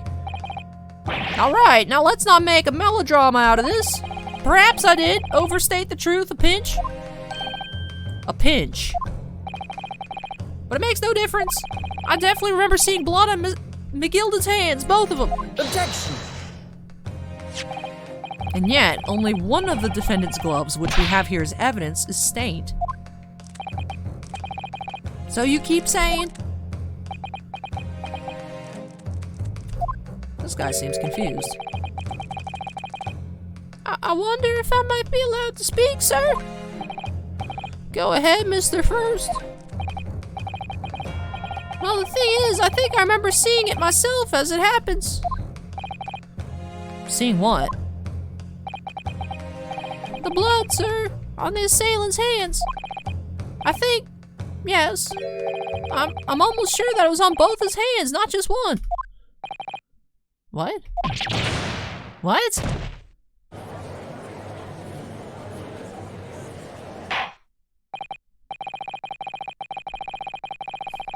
Interesting. It would appear that we're going to need further testimony from all you witnesses. This time, I would like to know precisely what you did and what you did not see. Do I make myself perfectly clear? Yes. Mr. Naruhodo, this is good news. The course of the trial seems to have shifted slightly at last. Yes. I might finally have a chance to turn things around here.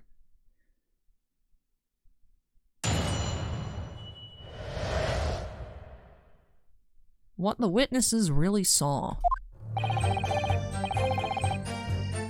There was blood on both hands of the assailant. I sincerely and distinctly remember that. However, I suppose you might say that I didn't see the exact moment the stabbing transpired, if that matters. I remember seeing the knife, and I remember seeing both of the attacker's hands with blood on them. I didn't actually see anything myself, no, not until I heard that scream. Anyway, the fact remains. There can't have been anyone else inside that carriage, or we all would have seen.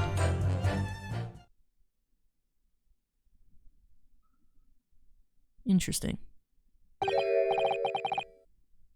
I feel like the person could have just stabbed the guy and then slipped into the storage thing and then snuck out at some point.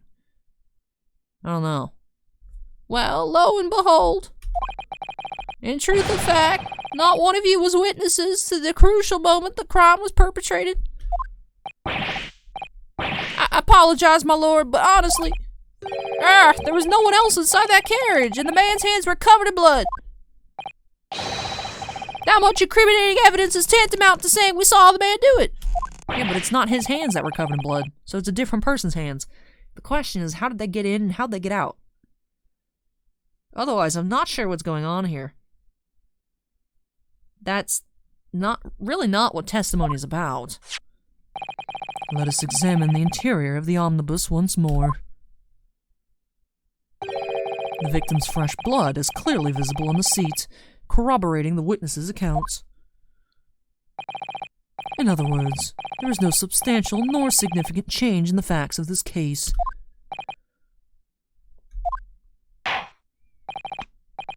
Very well, your cross-examination, please, counsel. Yes, my lord. Alright, you'd think this has to be the last cross-examination before the end of whatever first part. Because it is getting quite late here, 2:12, in terms of recording time.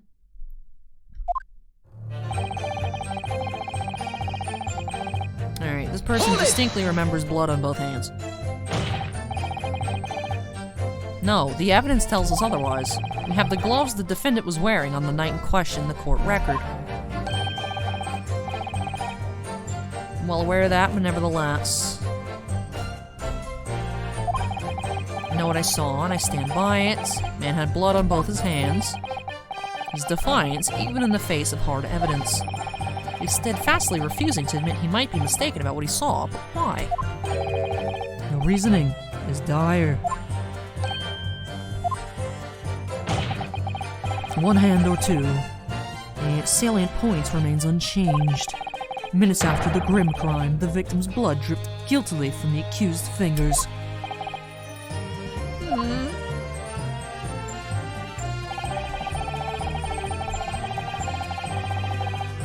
It does matter.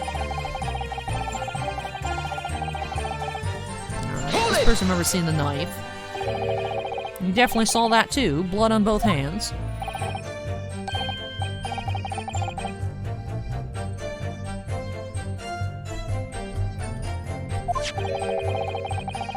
One of Mr. McGilded's gloves had a sign of blood on it. That's right. The thing is, as far as I can remember, sir, when I looked down and saw Mr. McGilded sitting beside the other fellow, I don't believe he was wearing any gloves, sir. He wasn't wearing these gloves. That's correct, sir, and I saw blood on both his bare hands quite clearly. It's true that the dark-colored stain on the dark leather gloves wouldn't have been easy to see, especially at night. I should point out that the police officer who apprehended the accused on the night in question reported that there was no trace of blood on Mr. McGilded's gloved hands. There wasn't blood on his hands. This is puzzling indeed. It is, very puzzling. This must be significant somehow, I'm sure of it. I didn't actually see anything myself, no, not until I heard that scream. There can't have been anyone else inside the carriage, or we all would have seen. Hold it!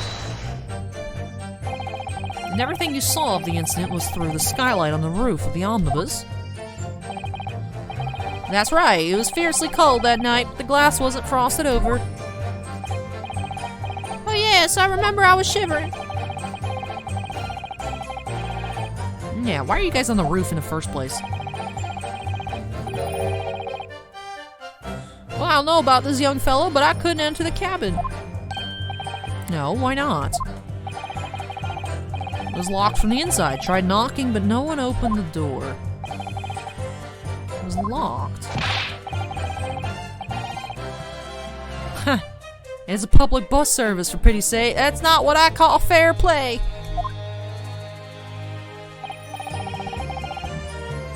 Yes, I had exactly the same experience. I tried knocking, but the gent inside just gestured at me to clear off. So I had no choice but to climb up to the roof deck and look down longingly into the warm cabin below. Well, I can assure you I wasn't just looking down, I was glaring, long and hard. This guy's sad. It's cold. And that's precisely why I can tell you with absolute confidence that if there was anyone else at all in the cabin, I would have noticed. Unequivocal, I would say. I'm not sure about these two witnesses. Could they really have seen everything inside the cabin through the skylights? Might not have been able to. Allow me to confirm one thing, Mr. Fairplay. You were riding this omnibus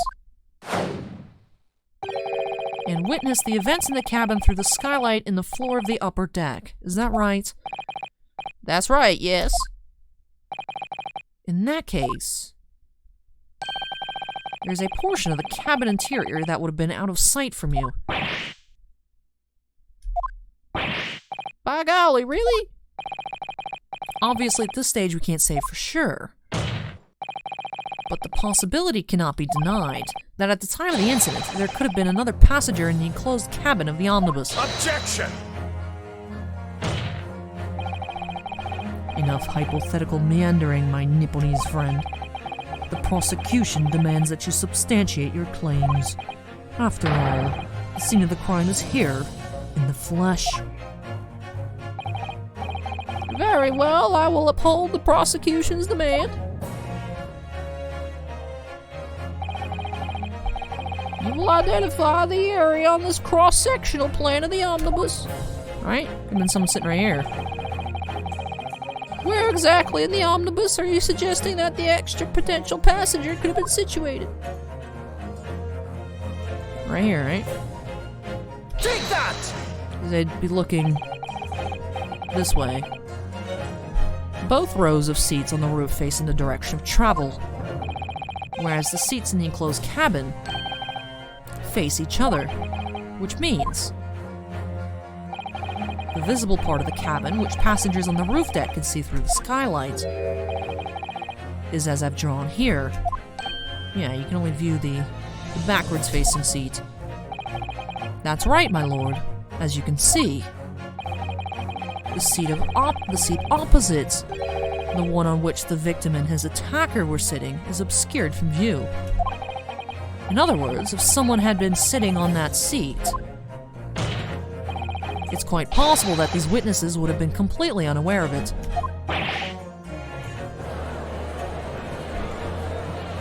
Objection! Someone get that old guy a blanket. He keeps shivering. It's bothering me. It's quite possible some phantom was sitting there.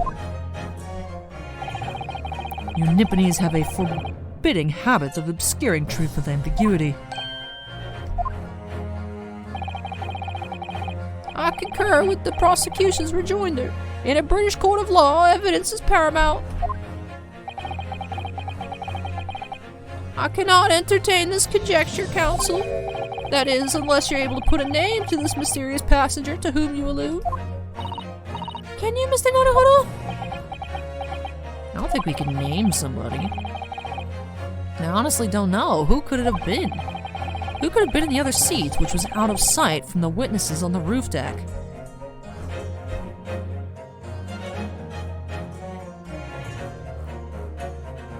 feel like it's whoever that's... The guy with the hat that keeps falling off said waved them off.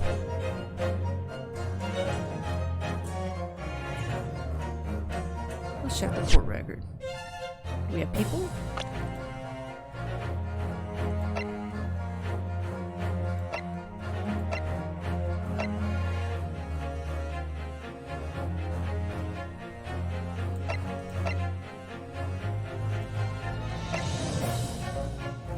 Oh, Van Zeeks is 32. This guy's 48. Strongheart's 52. Susanto. This guy. Beppo. Huh. I have an inkling, but not sure where this will take us. I understand, my lord. The defense would like to put forward a name. You are a fool. That response was a desperate attempt by a man who has no notion of his own limitations. A toast to hard lessons not yet learned. Let us not delay, counsel. The defense is still to name the passenger in the other seat. Alright, this could be it. This could be the chance I've been waiting for to turn the trial in my favor. On that night, on the night of the murder, the person occupying the seat in the omnibus cabin that was obscured from view was... I feel like...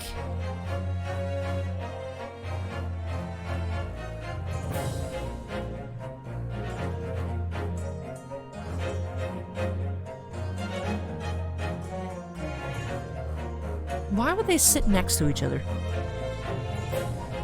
That just seems weird to me. If there's two people in a cabin,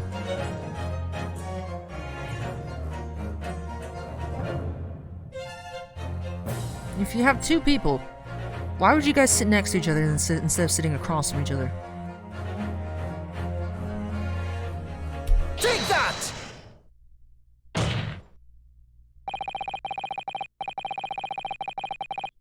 The passenger in the enclosed cabin that the witnesses on the roof deck failed to see has to have been Mr. Magnus McGilded. Mr. McGilded? What are you talking about, counsel? That's the name of the defendant. Objection!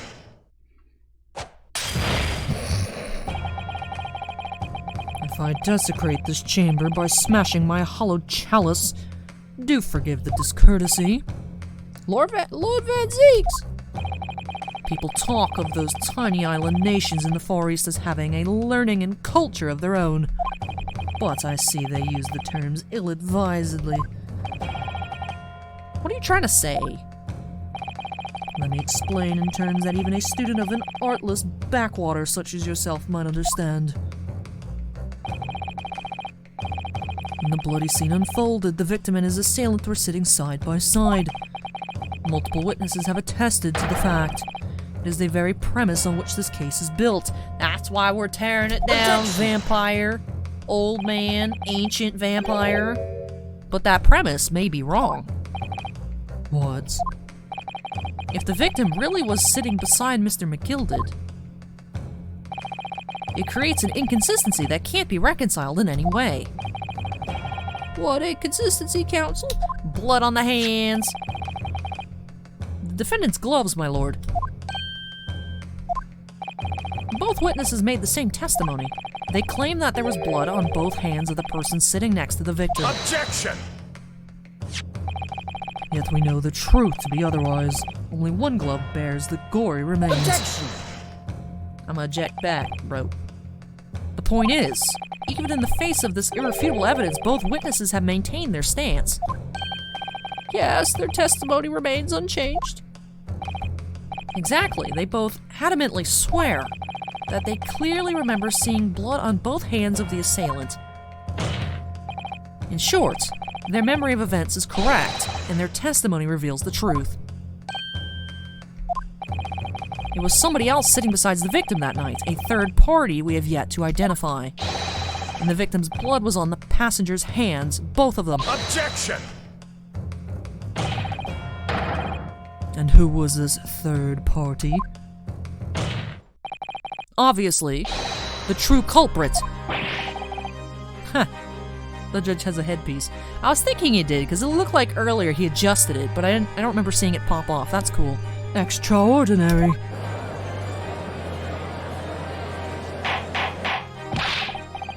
Order, order, order. What exactly are you postulating? Objection! The defense's postulation is just that. Nothing more than conjecture. The witnesses have clearly stated that they saw the accused. Objection!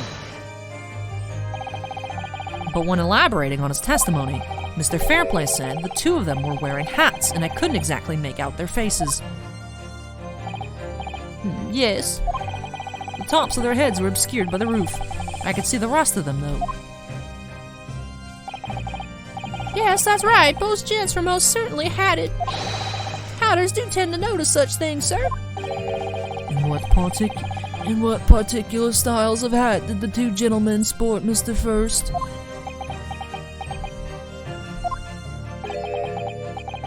I'm afraid I don't remember. And you call yourself a hatter? The style of hats makes no difference. There was no third passenger in that cabin.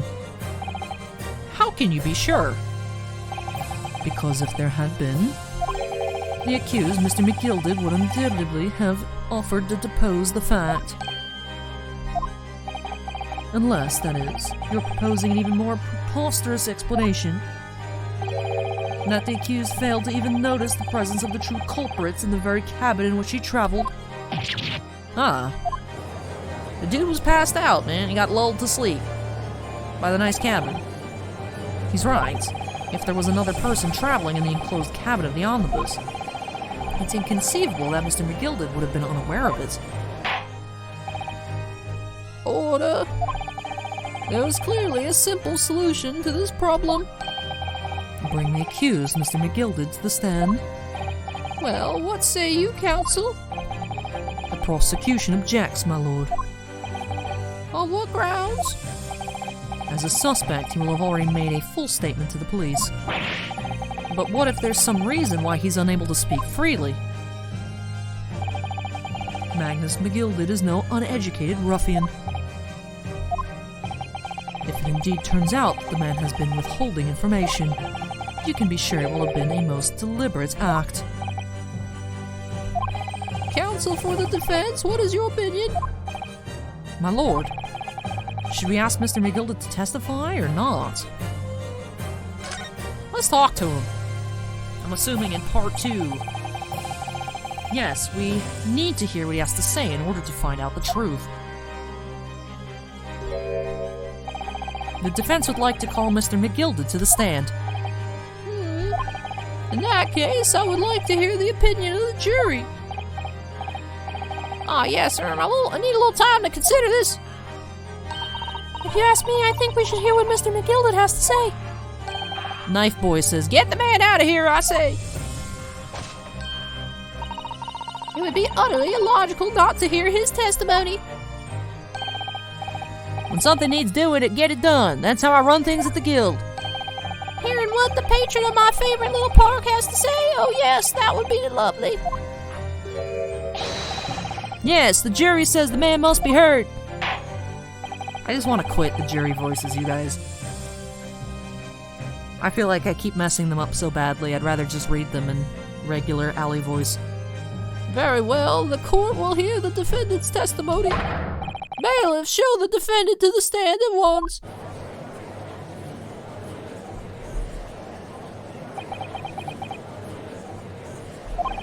Now, maybe what actually happened that night will finally become clear.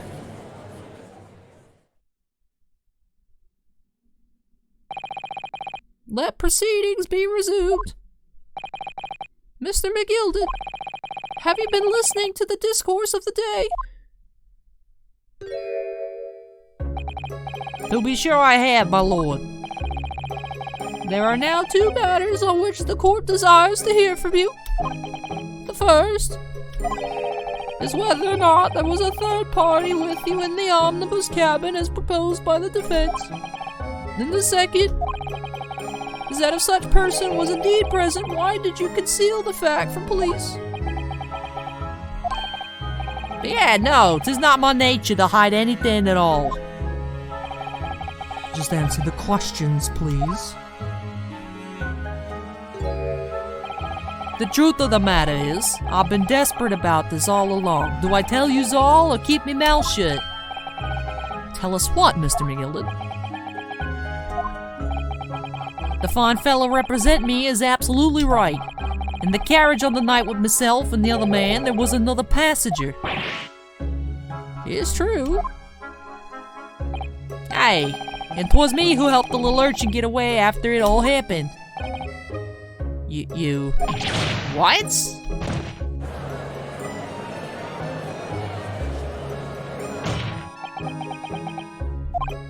No, Magnus McGilded, that's a convenient excuse. Can't save you now. I'm truly sorry, I am, Lord Van Zeeks. I'm sure you'd be wanting to know why I said nothing when I was taken in by the police. I do be having a very good reason, I assure you. Which was? Well, the little child was just in the wrong place at the wrong time, and not in any way involved, you see. What? If the police had known the wee one was there, they'd have assumed she'd done it. They'd have hauled her into this here courtroom just like myself. I was only trying to spare her that. Young hearts and young minds are easily damaged, my lord.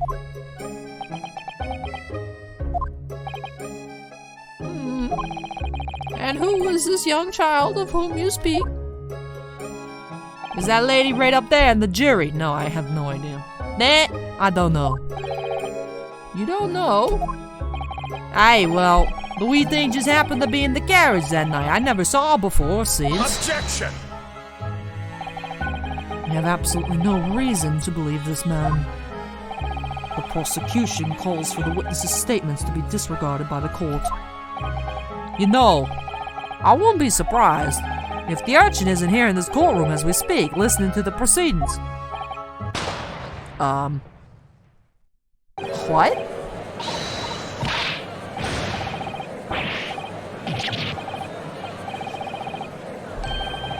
What's going on? Be careful, Mr. Naruhodo. Cover your face. Bailiff, don't let the accused escape. Secure the omnibus. Oh, man, there's a lot going on here. Wow, okay. I hereby call an emergency recess. Bailiff, ensure the defendant is in custody and clear the courtroom. Huh. We were hurriedly removed from the smoke-filled courtroom by the bailiff, amid scenes of chaos as the people stumbled over one another in their desperation to flee the chamber. We had no idea what was happening. All we knew was that, for the time being at least, the trial was suspended. Interesting.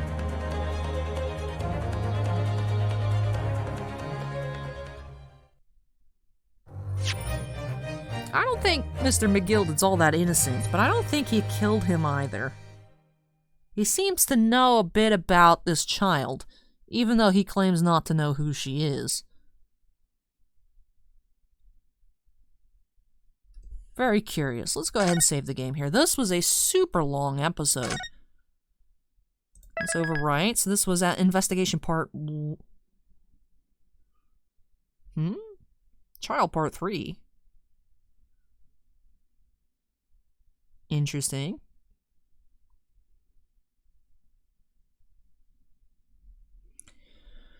Okay. So I guess that was trials parts 1 and 2. Yeah, it auto-saved at part 2, the Old Bailey. Alright. So I guess parts 1 and part 2. Now that explains why it took a while. There's no actual, to be continued segment. We did trials part 1 and 2. Alright, so that explains why it was so long.